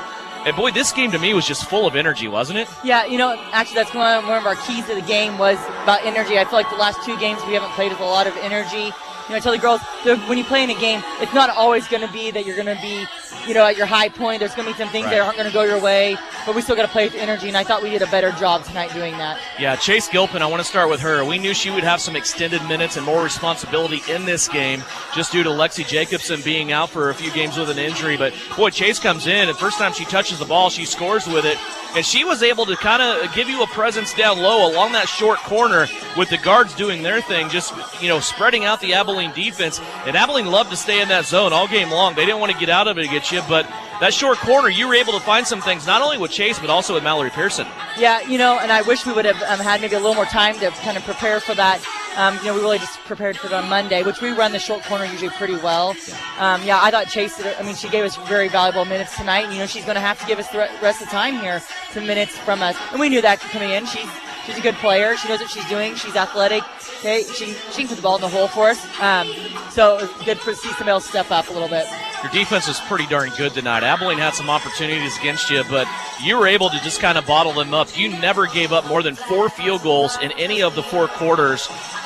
And I like the way you play defense. It's right now it seems like they're in a groove defensively, and it's not always the same people. We saw Elena tonight getting some foul trouble. We know what her responsibilities are on defense. She had to step off the floor. Without Elena, without Lexi already on the bench, you kind of worry about that. But people are just stepping up defensively right now. Yeah, at one point we had to put Avery Castman on their postman. Yeah. Just had to play that way. But that doesn't worry me. We talk about how we're going to defend each and every individual player before the game and even the day before. And, they know their role and, who we're guarding, what we're going to do if we need to push them left, push them right, sit on what shoulder. And I thought we all did a good job of helping because, we switch on defense. Yeah. So you have to know who you're guarding and how you're going to guard them. So they're really switching all the time. And we're going to have our smallest guards be guarding the postman, and that's just how we had to do it. Mallory was in foul trouble too the first half, but the second half, like I said, we buckled down there. They had some early threes, but we ended up buckling down then. That was my next question, was the switching on defense, especially in the second half. We talk about the disadvantage that you have a lot with just not having a girl that's 6 foot or somebody like that, a post presence inside. But also, too, it gives you a strength defensively because there's a lot of action out around the three-point line. They tried a lot of pick-and-roll action up top at the top of the key. It doesn't work when you just switch those screens out, does it? Right. And, again, that's something else that's on our list of things to get out. We got to work harder when we switch the screens just to really get out defending it and backside help. We had a couple. I think they threw one over the top of us, which that was just a size difference. They threw it from high to low. I really think we were there. Just they're taller than us. They grabbed it up. But we get out and we switch hard. We work on that really hard at practice. That's the way we're going to have to defend. You keep telling me that rebounding has a lot of want-to to it, and it's a mentality thing, not a physical thing. We see plays like Brielle Patachi coming in on offense, grabbing an offensive rebound, sticking it back in the cup, shortest girl on the floor. It's plays like that that make you smile as a coach, isn't it? Yeah, like I said, and we talked about that a lot yesterday at practice a little bit. Like we got to get some offensive putbacks. Mallory, I remember, got a couple, and I think Chase got one or two, whatever. So there were things like different people got some offensive rebounds for it, but we're gonna keep instilling that at practice. Kind of like talk about it every day. Wednesday and Thursday, that's gonna be one of our keys. Is we gotta we gotta go after the ball, go get it. We did some little silly rebounding thing at practice, and it wasn't even boxing out. You told the girls, "You're not gonna box out. At least go get the ball." Yeah. And the thing is about we're boxing out, we're not going and getting it. We gotta jump, go get it. And we did a few other things tonight, maybe some adjustments to not having Lexi. Lexi's a really good rebounder for us. And we're losing that. So we did a few adjustments tonight about kind of where we're going to put Carson at so she can maybe get a few more rebounds for us. I think at the end of the day, it comes down to the turnover count because it credits your defense, but also, even though the shots didn't fall early on in this game, you were able to just kind of stay right there with them by forcing turnovers. You forced Abilene into over 20 turnovers in this game, and again, you're in single digits with 8. That's the most impressive thing early on, I think, for your squad. Yeah, and we talked about, we had those 8 turnovers, but we got to throw some, and I thought we did a good job tonight giving some assists and giving some of those passes, like at cutters. We got to hit those cutters. So we talked about that at practice. We can't just be safe. Sometimes I think we always want to play safe, and like maybe against Smoke Valley, we played too safe. So that's kind of something with the turnover, and people aren't pressing us. I thought we do a good job of getting through it. If the game would have been maybe a little closer, we would have maybe had a little more organization. But I thought once we got it organized down here, we're perfectly fine. But again, we're going to work tomorrow again on if somebody comes out on us kind of late in the game like that, what we're going to need to do here. You think they know it, but you got to review it, I think. Correct, yes. So Friday, you have Hillsboro, and that's always a game. It seems like when you two get together, you got to eat your Wheaties and be ready to run a lot in this game because it is a fast tempo game. What do you expect out of the Lady Trojans from Hillsboro coming in on Friday? Well, they lost a lot, but they also have some of their kids coming right in. Yeah. They have a real good guard, but she's, by 5'10", whatever. It's real physical. But I also think we're pretty deep. Yeah. Like you said, we guard pretty well. And she plays point guard, and that's right where we want them because Mallory's a pretty darn good defender for us. Yeah. She's actually a real good defender. Congratulations on the win tonight. Have a good couple of days of practice. We'll talk to you on Friday. All right, thank you. Shauna Smith, head coach of the Southeast of Saline Trojans. Her ladies tonight get their 3rd victory of the season. They move now to 3-1 on the year with a 45-32 victory over the Abilene Cowgirls. Halftime of the boys contest. Southeast of Saline leading Abilene 27-22. When we come back after the 60-second timeout, we'll have stats from the first half and also the start of the 3rd quarter. Back after this, it's halftime. Trojans lead it by 5 on KINA. Knopf Auto and Truck Accessories. Everything to bling out your ride in one place, including top quality lift kits, wheels and tires, bumpers, Jeep accessories, fender flares, bed covers, bed liners, step bars, even custom painting. Knopf Auto is the and soil dealer and has many synthetics and filters in stock. Visit Knopf Auto on Facebook for specials, great ideas, and let them make your truck stick out in a crowd. Knopf Auto and Truck Accessories, supporting the Southeast of Saline Trojans. Insurance is something we all need in our business, home, car, and life. But do you really understand what's covered? And most importantly, what you are paying for? Hi, this is Rob Carlson in the Salina office of Smart Insurance. Change is good, especially if you haven't looked at your insurance policy lately. I can help you understand what you need and where the gaps are in your coverage. We provide free quotes and take pride in looking out for you. Smart Insurance, with locations in Salina, Abilene, and Harrington. Give us a call today. This is Trojan Basketball on KINA. Halftime, southeast of Saline leading by 5. 9 points for Nakari Morikel-Palmer, 7 points for Eli Sawyers, 4 points for Luke Gebhardt, 3 points for Kason Lilly, 2 points for Drake Augustine, and 2 points for Caden Isaacson. For Abilene, Caleb Becker leads the way with 7, 5 points for Brax Fisher. Jathan Show, it's been a pretty entertaining contest so far. This has kind of not really a sub-state feel because you know that these two teams are just in different classifications, but it's really good basketball, isn't it? It is, and it's really fun to watch just these two teams just go at it. I mean, it felt like a championship game at a mid-season tournament or early season tournament. Just a fun atmosphere. I mean, Abilene does a nice job too, just bringing in with the band. I mean, that ranks up to almost being Republic County loud. It's pretty loud here in this brick gymnasium. Abilene's done a lot of additions and a lot of add-ons, but this old gymnasium just keeps getting renovated and still has the brick all over the place, which the sound just bounces right off of that. We know how that goes. Here is a defensive stand by Southeast to start out with Nakari Morikel-Palmer with a deflection, a 1-on-3 break. Leaves it too high off the backboard, but Luke Gebhardt is there to get the rebound and stick it back in. Luke Gebhardt following Nakari in and now has half a dozen. Defense turning into offense there with Nakari getting a little tip pass into himself, but even a nice job getting the offensive rebound following up by Luke Gebhardt. Here's a drive to the lane. Looked like Nakari made a block that, but Caleb Becker there gets the rebound. His putback goes in, and he will have a three-point play opportunity. I said it at the end of the second quarter, Jathan. It seems like Mr. 50-50 ball right now in this game is Caleb Becker. He's getting a lot of those loose balls. He is, and just going at the right time, right opportunity for him at the right spot. That foul is going on Casey Lilly, his third personal foul. Becker's free throw and a chance to complete the three-point play is good. He is the first Cowboy now in this game in double digits. He has 10. 29-25. Here's the kick out. Nakari for 3. In and out, no good. High rebound is collected in by Tristan Cantone for Abilene. Here come the Cowboys wanting to run. Nakari already back on defense along with Eli Sawyers. Here comes the rest of the purple-cladded Trojans here on the road. West inside. Becker can't get it to go. Nakari with the tip. Back over to Sawyers. Eli up the floor. Drake Augustine. He attacks the baseline. Now bounces back. Plays it out to Kason Lilly. Now to Nakari Morikel-Palmer.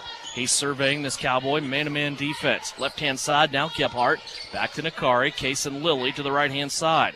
They bury it now in the baseline to Eli Sawyers. He'll drive. Takes a spin move. Becker there to tie him up. And a foul's going to be called against Abilene. Crowd not liking that one. No, of course not. Foul will be on Becker, his second personal foul. Just grabbing the arm or shoulder side of Sawyers. Just couldn't do anything with it. You could tell Abilene's initiative just on that one single play is when Sawyers gets the ball down low, they're going to collapse and double team on him. But they don't double team Nakari Morikel-Palmer, who scores easily one-on-one and now has 11. And he can do the same type of damage inside just as much as Eli can. Here's Abilene up top now with the basketball. They're going to run a clear out to the right-hand side. Jalen West has it. Now he plays it into the keyhole. Brax Fisher. Fisher back to Becker, back to Fisher here. Now he's taking steps back, retreating towards the timeline. Looks like Abilene's trying to set something up here. Everybody above the free throw line. Now they fall into offense.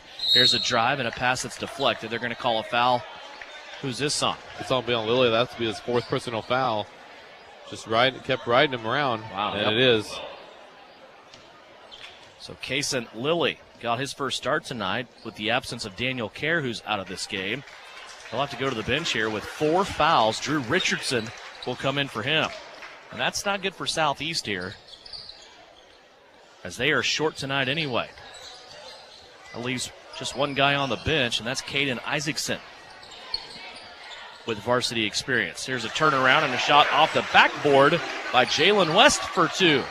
Back to a 4-point Southeast lead, 31-27. Nakari with it, up the left-hand side to Gebhardt. Now to Sawyers, fakes the 3, gets Becker off his feet, goes to the rim and scores over the top of an Abilene Cowboy that time. Cooper Wildy got scored on by Eli. Nice move there. Got the defender up in the air and went it to the basket. Good for Eli and the Trojans. Aren't these games just good for your health, though, as far as a basketball team goes? I mean, this is not going to be nothing. I don't care who wins and loses. In your Southeast, this is going to help you towards the end of the year. Oh, yeah, and just going up against a tough competition, and even these younger players, even with Daniel Carey out of the game right now, I mean, it just gives them more potential. Like, hey, we can hang with a 4A school that's ranked and has a lot of depth. But, I mean, Trojans are really putting on a good game right now. Here's Becker inside. Somebody got lost defensively, and he scores easily. Nice job by the Cowboys there to find him. 5 points in the quarter for Caleb Becker. 33-29. Southeast of Saline still leading by 4. 4:49 left to go here in the third. Backdoor cut. Nakari has a guy fall on him, and it's going to be a foul on the floor against Brax Fisher. Now he has 3. Nakari doing a nice job moving without the ball. And Southeast Saline finding him. Sawyer is finding him on the cut.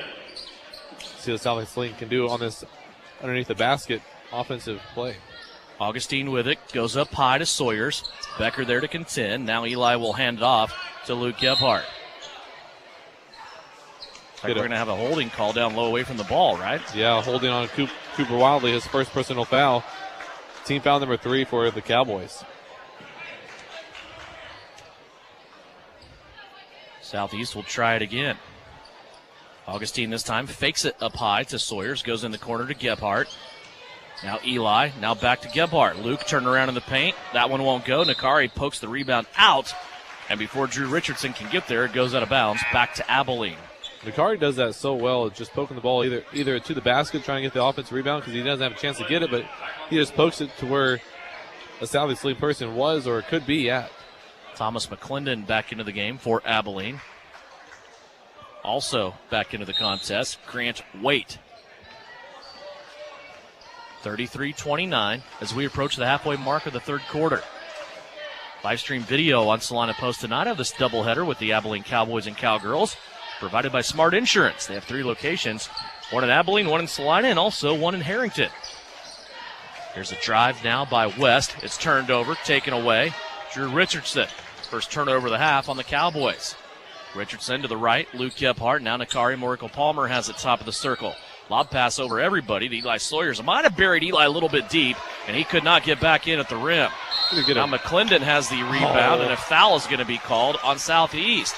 Boy, I don't know about that. And now Coach Flax wants to talk about it. It goes against Luke Gebhardt, and that's his 3rd. That's unfortunate there for Southeast Saline. Gebhardt getting his 3rd foul. Almost could have get the tie-up at least on that opportunity for Southeast, but unfortunately there, Gebhardt picked up his 3rd foul. It's a lengthy conversation. Coach Flax isn't doing most of the talking. It's a two-way, friendly back and forth. Abilene trying to get it in bounds. Finally they do. It ends up being tapped to the corner to Becker. He'll bring it up. 3:50 left to go, third quarter, just under 4 minutes. Augustine falls down, and now a traveling violation is whistled, and I don't know where that came from.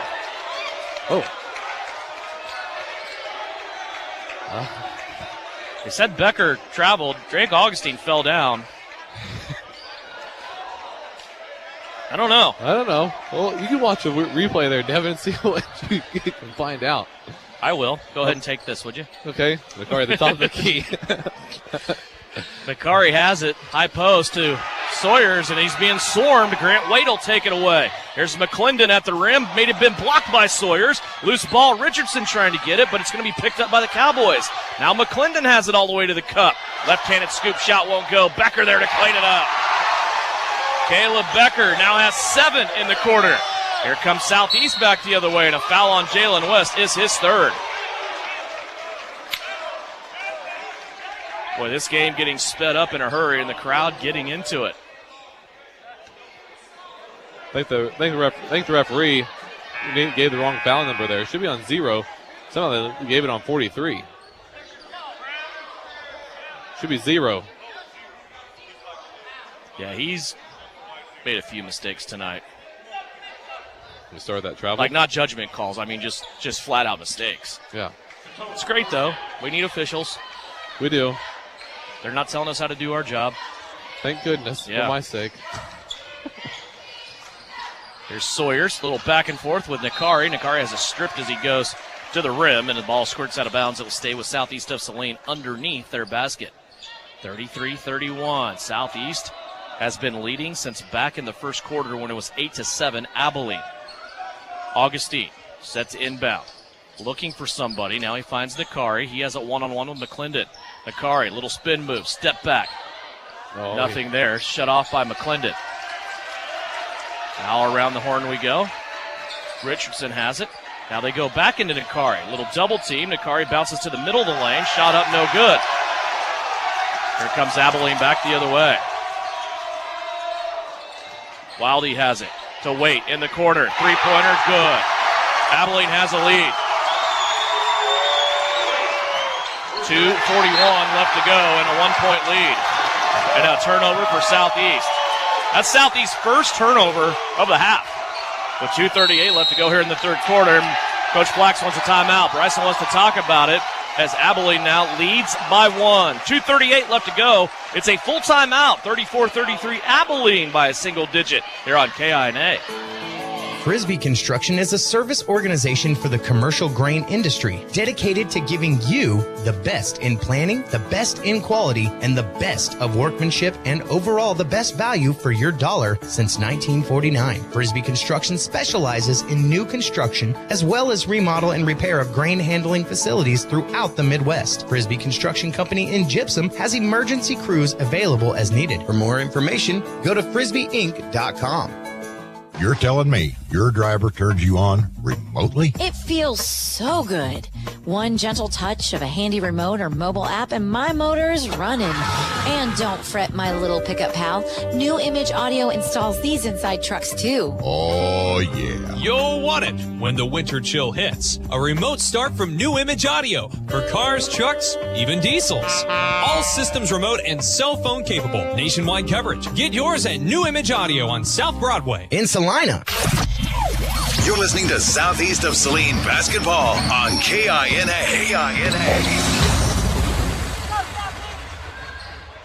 34-33, Abilene with their first lead since back in the first quarter of action. And they are enjoying it here at Abilene High School. The student body getting into it. 34-33, they also have the basketball. Caleb Becker up top near the timeline.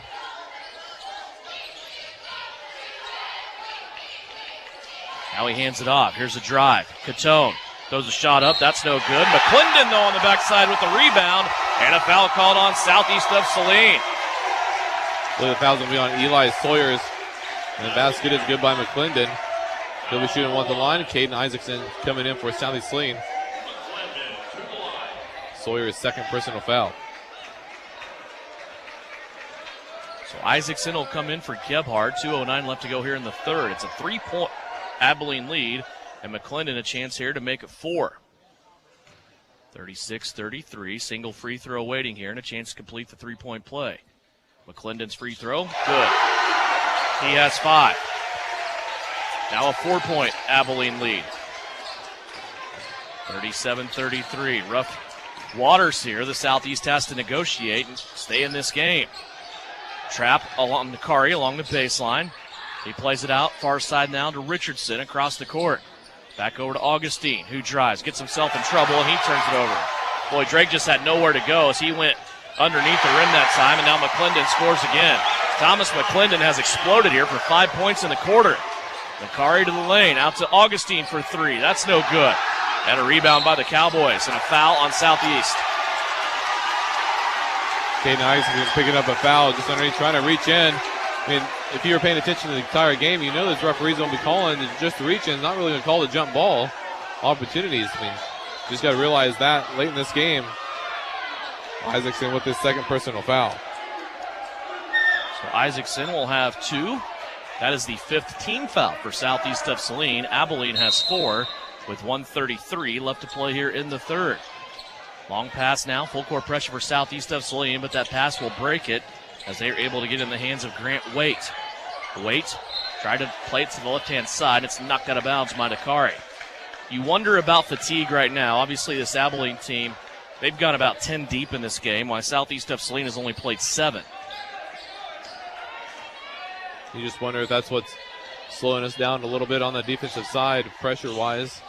We do have 4 timeouts. Hopefully, Coach Flax, he'll use them at the time of possession. Here's a drive and a dish and another shot by McClendon. That's good. The left-hander is just camping out on the left-hand side of the basket, and he has been able to carry this Abilene team through this third quarter. And now a foul on Tristan Catone as he reached in on Nakari Morical-Palmer trying to bring the ball up the floor. Catone's first personal foul. Team foul number 4 for Abilene. Correction 5. Each team has 5 with 1 minute left to play here in the third. 41-33 Abilene. It's been a rough last few minutes here for Southeast of Saline. They're looking for points. Isaacson with it up top. Now Richardson on the left-hand side. Nakari wanting the basketball. In a brief double team, now he pitches it out. Isaacson for 3. Right-hand side. Can't get it to go. Nakari tips it to Sawyers. Sawyers underneath scores. There's that Nakari rebound tip again, and Sawyers in double digits with 11. Big basket for Southeast Saline right there. Slow down this offensive that Abilene's getting. Here's a drive to the basket. That comes up empty for Abilene. McClendon with a big bang in the chest of Isaacson, and he's able to score again. 9 points for Thomas McClendon in the quarter. 43-35. Now a turnover. Southeast coughs it up. 3-on-1 break. Back to Becker. 2 defenders go flying by as he slams on the brakes and he scores. It's Becker and McClendon here in this third quarter of action. 7 seconds left and a foul called here on Abilene. Grant Waite with the contact. It's about the only thing that's slowing down Abilene right now are these fouls that they're getting. Got McClendon and Nakari just bumping on each other. Just interesting to hear what McClendon's talking to Nakari underneath the basket out here by the top of the key. 10-point lead for Abilene. Southeast has 5.5 seconds here to get something to end the quarter. They will also get the ball to start the second half. There's Sawyers with it. Now Nakari. Nakari with 3. Long distance 3. Dialed up. Too strong, no good. And that's the end of the quarter. 35-45. Abilene turns the tables on Southeast of Saline in the third. Back with the fourth and final quarter. Coming up after this, Cowboys lead the Trojans by 10 here on KINA. Maybe you don't play quarterback or make the highlight reel. Maybe you're not a high school athlete anymore. But just like an athlete, you can get first-class orthopedic care from Saline Ortho. Their doctors and staff strive to get you back to an injury-free, pain-free life as quickly as possible. Saline Ortho has a doctor on call 24/7 for all orthopedic injuries. So next time you're injured, trust the experts at Saline Ortho. Your voice, your choice, past, present, and future. See them online at salineortho.com. The Bennington State Bank proudly supports local sports and wants each student to know that their hard work and talent is noticed and appreciated.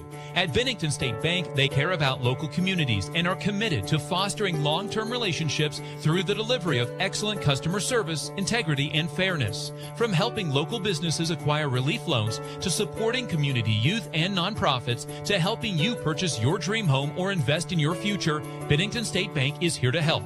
Give them a call to experience exceptional banking with hometown service. Bennington State Bank, your trusted hometown bank. Member FDIC. You're listening to Southeast of Saline Hoops on KINA. 45-35. Abilene leading Southeast of Saline as we go to the fourth and final quarter. Devin Haney along with Jathan Show. A couple of guys in double digits for Southeast. Eli Sawyers and Nakari Morical-Palmer each have 11. Caleb Becker has 16 for Abilene. Thomas McClendon with 11 for the Cowboys. Southeast starts out with the basketball. They trail by 10. Biggest lead of the game for the Cowboys. And before midway through that third quarter, when Abilene kind of went off and erupted there, Jathan, their only lead was 8-7 midway through the first. Yeah, they just exploded in that third quarter. Going to have a foul here on Tristan Catone, his second personal foul. Send Drake Augustine for a 1-on-1 opportunity. Catone with his second foul. Drake Augustine to the line. First one is up, and it's off the mark. No good. Going to have a lot of free throw opportunities, I feel like, if you're the Southeast Trojans here in this fourth quarter. You got to make advantage of them. Here's a three-pointer now in the corner from Catone. That's no good. Rebound being batted around. Sawyers clears it. Out to Nakari.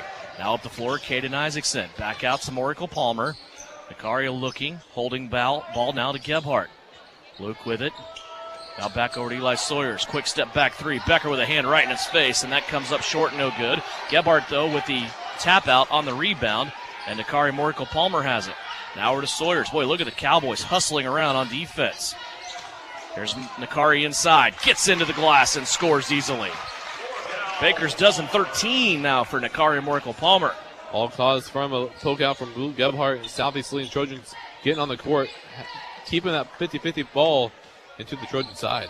You look at the energy level, I think it's probably 2-1 right now, Abilene. They are just using their bench to their advantage. We've seen a lot of players in and out of this game for Abilene, and Southeast just unable to do that in this contest. There's Abilene now about losing the basketball. Southeast hedges that screen very well. Becker now with it, and he'll play it back to the middle of the floor to Catone. There's a three-pointer, left-hand side, too strong, no good. Caden Isaacson with the rebound for Southeast of Saline. He'll play it off to Nakari, now up the floor, long pass to Drake Augustine. Augustine now dancing with a defender, plays it along the baseline to Eli Sawyers. Sawyers wants to go at Adams. Lost the basketball a little momentarily there on a high bounce, but they play it out. Ends up with Nakari, long three in front of the Southeast bench. Another one in and out, no good. And a rebounding foul called against Southeast of Saline. Bryson Flax is not happy with this baseline official. It's the same official that we've made a couple of comments on tonight about him not really knowing where he's at in this game. Yeah, just unfortunate. I mean, Gebhardt coming out. And I the say side. that just not Southeast calls. I mean, it's calls. Oh yeah. I mean, that traveling call still has got me flustered. I mean, but that was Gebhardt's fourth personal foul. I mean, Gebhardt had the side of the ball as well. I mean, both of them have a chance for the opportunity for the rebound, but referees have no shot at that. Unfortunate foul there for Luke. He does collect his fourth, as you said. Now this foul counts 7-6. Both teams in the bonus. Under 6 minutes left to play. Case and Lilly set to check back in. Here's a shot put up and rejected by Nakari Morrico-Palmer as Grant Waite kind of half-heartedly thought he was wide open and really didn't put all the effort into that one. And Nakari was happy to slap it out of bounds, but it still remains Abilene ball. Just when you think it's open, I mean, Nakari can travel a lot of ground quickly and come across for a block. Two starters back into the game. Brax Fisher along with Jalen West. Also Thomas McClendon back in as well. They just keep coming in waves of three, don't they? Becker with the basketball up top. He'll play it now on a one-handed pass to Jalen West, who stands between the logo and the top of the key. Now over to the right-hand side. Brax Fisher has it. Back to West. It's an 8-point Abilene lead. Wonder how patient Abilene might be here with this lead. McClendon has it. Inside Becker. One bounce to the rim. Left it short. Got his own rebound, though. Another putback is short. And Eli Sawyers has it on the run out. 3-on-1 break. Southeast of Saline. Bounce pass Gebhardt. And a beautiful break by Southeast. You can tell Southeast Saline missed Gebhardt in that third quarter, picking up those three fouls. Hopefully he's out for a big game, the big quarter here in this fourth one. 45-39. It's back within 6. Southeast just looking for stops right now defensively, though the Trojans seem a little flat-footed on defense. Brax Fisher has it. Little hop. Now he gets back to the center of the floor. They try to play it down low. They do so to Adams. His shot is up. Bothered by Nakari, and Morrico-Palmer takes it away. Here comes Nakari up the floor. Big possession here for Southeast. Right-hand side, Case and Lilly for three. That one's short, no good, but look at Nakari flying in, and he's able to stick it back into the cup, and Southeast of Saline is back within 4. The 10-point lead for the Cowboys has evaporated on a 6-0 run for Southeast of Saline, and Bryson Flax wants a full timeout. 4:33 left to go. Southeast back in it here on KINA. Need to make a power purchase by year's end? CanEquip has got you covered. With 14 locations, you'll find quality pre-owned inventory changing daily. Browse inventory right from your smartphone at canequip.com to see what's available. Looking for something specific? Visit CanEquip in Salina and talk to a sales professional to help you find it before the year is out. CanEquip you. Experience a new kind of clean with Sage Select. With the help of AI, Sage is creating an exciting new line that will revolutionize how you clean in a fun, fresh way. Combining our team's knowledge and your input, Sage is able to create art and animation expressing the joy of clean, as with Mom's Streak-Free Glass Clean or the amazing Green Bowl Clean. Have some fun and experience a new clean at SageSelects.com or call us at 785-309-1919. listening to Southeast of Saline Basketball on KINA.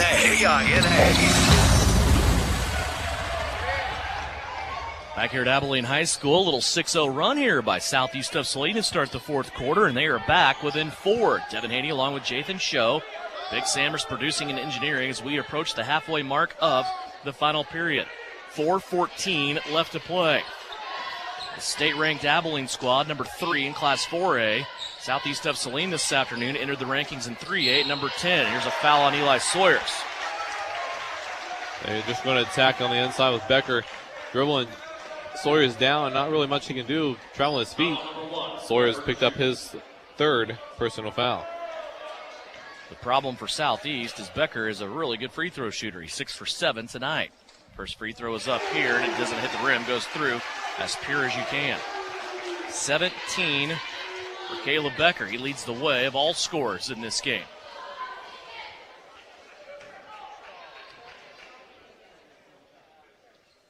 Second free throw on the way. Also good.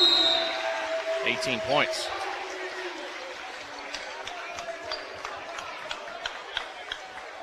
Abilene's will be taking a full timeout. They are. Let's take it too. 47-41, Abilene up by 6, halfway through the fourth here on KINA.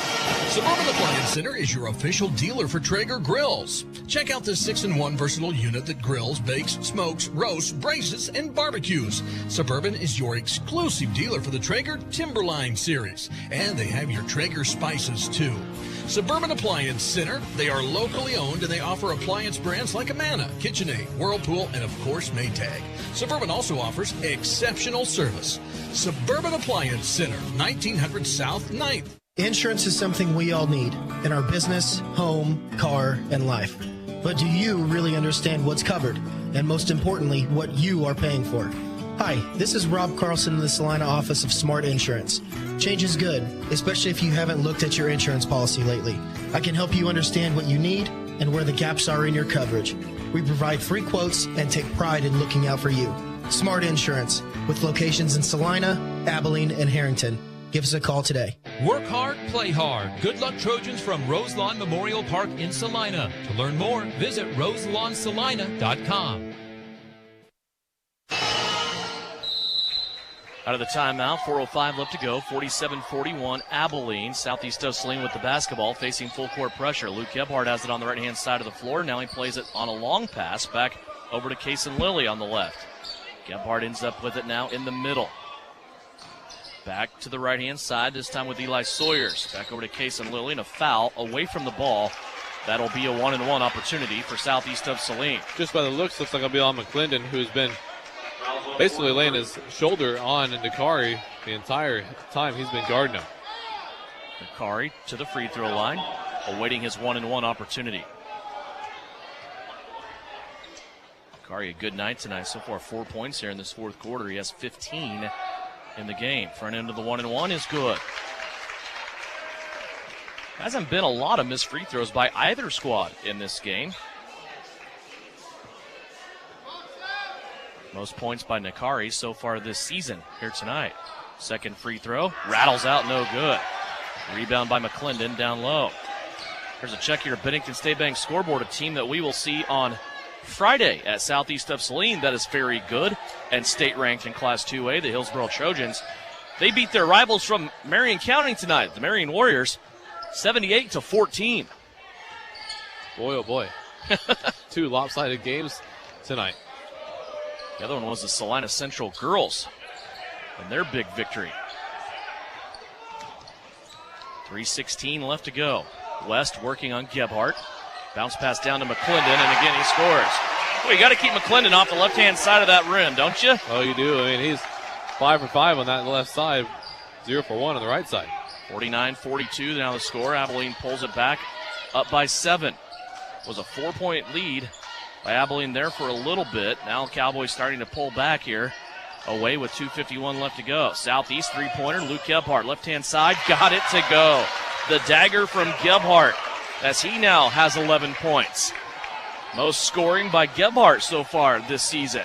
2:37 left to play. Back to within 4 of the Trojans. Just wonder if they have enough juice to finish this one out. It needs to be turned up here on defense. Both teams are in the bonus situation. Brax Fisher to the middle of the floor. Now back left-hand side to Becker. Now they play it in front of the Cowboy bench to West. Here they go to McClendon. Left-hand side of the basket. He left that one short. Nakari tips it to himself. We've seen Nakari tip rebounds to everybody else tonight. He just tipped one back to himself. He'll start the break now. Gebhardt has it. Now to Isaacson inside the paint. Back out to Nakari. 2:03 left to play. Gebhardt now has it on the right. Wants to drive by McClendon. Gets in the paint. Lots of contact. They hit the basket support. And they're going to say it's out of bounds. You just wish that Saline would keep working the ball around side to side. It kept sticking on that right side as Drake Augustine comes to the bench. And will replace Case and Lilly. Augustine, Oracle Palmer, Gebhardt, Sawyers, and Isaacson on the floor right now with 1:56 left to play. Drake just gambled for the steal. Now he's going to get beat. Jalen West brings it down the floor as he's falling down. He'll tip it out to the right-hand side to Grant Waite. Abilene spreading it out now. They might go to a delay here and make Southeast of Saline foul them. As I said, free throw shooting in this game has been good by both squads. Abilene is 9 out of 10 from the charity stripe. Becker with it out top. Bryson Flax turns. He looks to Trent Douglas and Joe Ross to see what their thoughts are. There's a drive to the basket. Abilene with the layup. Cooper Wildy, his second basket of the night. 51-45, 1:19 left to go. Nakari spins off a defender there. Now he's looking for some help. Lob pass to Gebhardt. Luke has to go up and get it.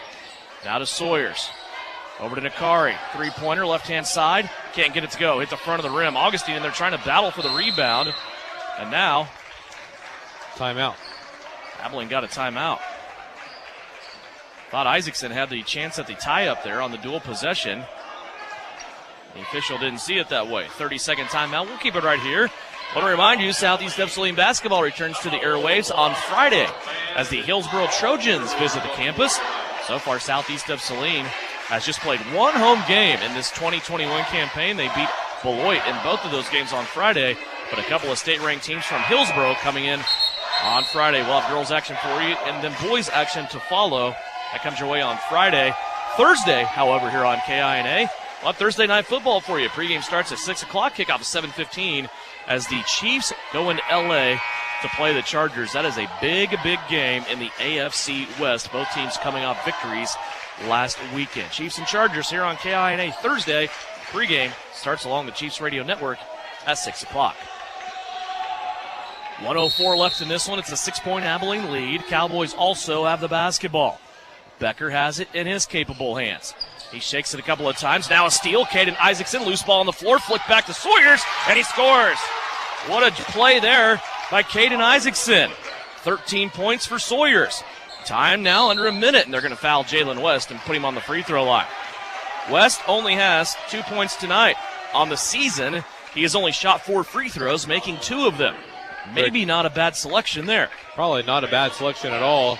Drake Augustine picking up his first personal foul. He'll be the one that'll be running around and trying to get the fouls as everyone else out there is in foul trouble besides Caden Isaacson. West a 1-1 at the free throw line. First toss is up and it's no good. Sawyers with the ball. Here comes Southeast. Isaacson with it. Now to Gebhardt. Inside Nakari. Nakari's going to get called with a traveling violation. Bryson Flax might lose it here. And I don't blame him if he does. You go back, the common denominator of all these really bad calls are that official, and Bryson Flax is letting him know about it. And we got to have just an opportunity to move around too. Well, you go back, whether it's a bad call or not, it's still a 50-50 call, right? It is. In the last minute of the game, of a 4-point game, you don't want to see somebody trying to decide the game on a call like that. Yeah, it's unfortunate where those little one foul like that can really issue the game. Here's a pass that's going to be intercepted by Gebhardt. Abilene must not knew he also played safety along with quarterback. 30 seconds. Gebhardt for 3. Got it to go. And a timeout as Luke Gebhardt not only grabs the interception out of the air, he splashes home the 3 and don't send Southeast down the road quite yet. 28 seconds left to play. Southeast with a timeout, and it's a 1-point game. Full timeout. Back to finish it after this. At home or on the road, K4 Garage will keep you moving. With over 12 years of mechanic experience, owner Nick Trout will diagnose and repair your engine to keep you in the game. Full service gas, diesel, or tires. K4 Garage also has a fully stocked convenience store with snacks and drinks. Open Monday through Friday, 7:30 to 6, Saturday from 9 until 3. Trust K4 Garage with keeping you on the road. And if it has oil, they can change it at K4 Garage in Gypsum. Exit 14 Restaurant in Gypsum, Kansas is cooking up something amazing today. Whether you want to order from our menu or try one of our delicious daily specials, try one of their scrumptious desserts. Exit 14 is open for lunch Tuesday through Saturday 11 to 2 and 5 to 9 Thursday through Saturday. Head out to try Prime Rib Night last Saturday of the month and open for Chicken Dinner Day on the first Sunday of the month. Exit 14, 512 Maple in Gypsum, Kansas. Great people, great food, good time. This is Trojan Basketball on KINA. Big three by Luke Gebhardt makes this a 1-point game. 28.8 seconds left. Abilene with the basketball back now, leading by 1. Caleb Becker runs the baseline, wants to throw it deep, has Jalen West. West has his shot blocked by Drake Augustine, out of bounds. Boy, Drake in a foot race there with Jalen West, and now West jawing at him a little bit. And the referee's not going to say anything on it. No. Says everything else besides talking trash there. Jalen West might be the second fastest guy in the building. That time he could not outrun Drake Augustine. 51-50. Abilene now underneath their own basket. Trouble getting it in. It's intercepted. Gebhardt has it. Up the field to Sawyers. Sawyers lost the ball momentarily and he scores. Sawyers now in a 1-point lead by Southeast. Abilene has it back. Becker in front of the scorer's table and a timeout called by the Cowboys. Defense to offense in a flash, and Luke Gebhardt has come through here in the stretch. We're wondering how much time it would take his body to recover from a really, really good football season, and I think Luke Gebhardt said tonight's the night. And it's just a great night for him to get that energy back and just that feel of the game, basketball game, and get out of the roughness and toughness of the football game and come in here and just come in for the interceptions. 2 with great opportunities for Saline. And they're back up 1 with 19.6 seconds left. I think games like this before the holiday break are treasures, aren't they? I mean, this is a high level game. The free throw shooting is good. Not a lot of turnovers. Both teams at about 10 turnovers in this contest.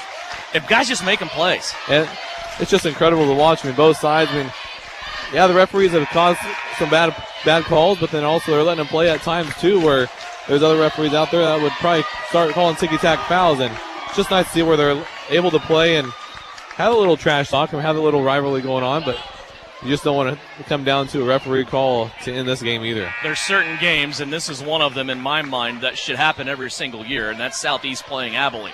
They're not that far apart. Travel makes sense, and they're fun. I mean, these games are always fun. Girls' game was a really good game. Southeast pulled away in the second half. They were able to win. Shauna Smith's girls now 3-1 on the season. 19.6 left here. The arrow in favor of Southeast of Saline. Both teams have exceeded the limit in fouls. Abilene trying to get the ball to Caleb Becker. They cannot. Now they're in trouble, and they nearly got a 5-second call, but they're going to say Drake Augustine will get a warning here for maybe reaching over the sideline. If he does that one more time, it'll be a technical foul. So Bryson's going to tell Drake to back up a little bit here. Stay on the letters. That's all you got to do. Think of it as a pane of glass. You can't break through the glass. Now they get it in the backcourt here. It's going to be Brax Fisher, the sophomore, guarded by Nikari Miracle Palmer. They get it in the hands of Becker. That's where they want it. Their leading scorer. 18 on the night. Now he gives it up to Fisher. Clock down to 10. Somebody hits the deck, and it's going to be an offensive foul. Jalen West hit the deck in the middle of the lane, and it's going to be an offensive foul on Abilene. 4th foul on West. And a timeout called by Southeast of Saline with 8.6 seconds left. Trying to get a look at the replay here to see exactly what happened. The video stream quite a bit behind our audio here on the radio with KINA. But it just, bodies kind of hitting the floor there. There was a big collision about the free throw line as Abilene was trying to settle into their offense, Jathan. I'll let you watch this as I set the table here. 8.6 seconds left. Southeast of Saline has the ball. They also have the arrow. If you're Abilene or Southeast of Saline, it doesn't matter. Your next foul is your 10th foul, and you're into double bonus opportunity.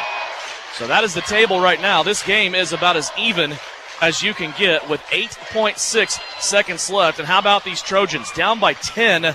They got it back within 4 a couple of different times and just unable to get over the hump. And we see it was Jalen West setting a screen on Eli Sawyers. They both hit the ground. Can tell on the video was something that happened on the other side of the camera, and that was, did Jalen West stick a hip out or stick a knee out and extended that screen? We don't know that. We couldn't see that on replay, but that was the action where the foul came in.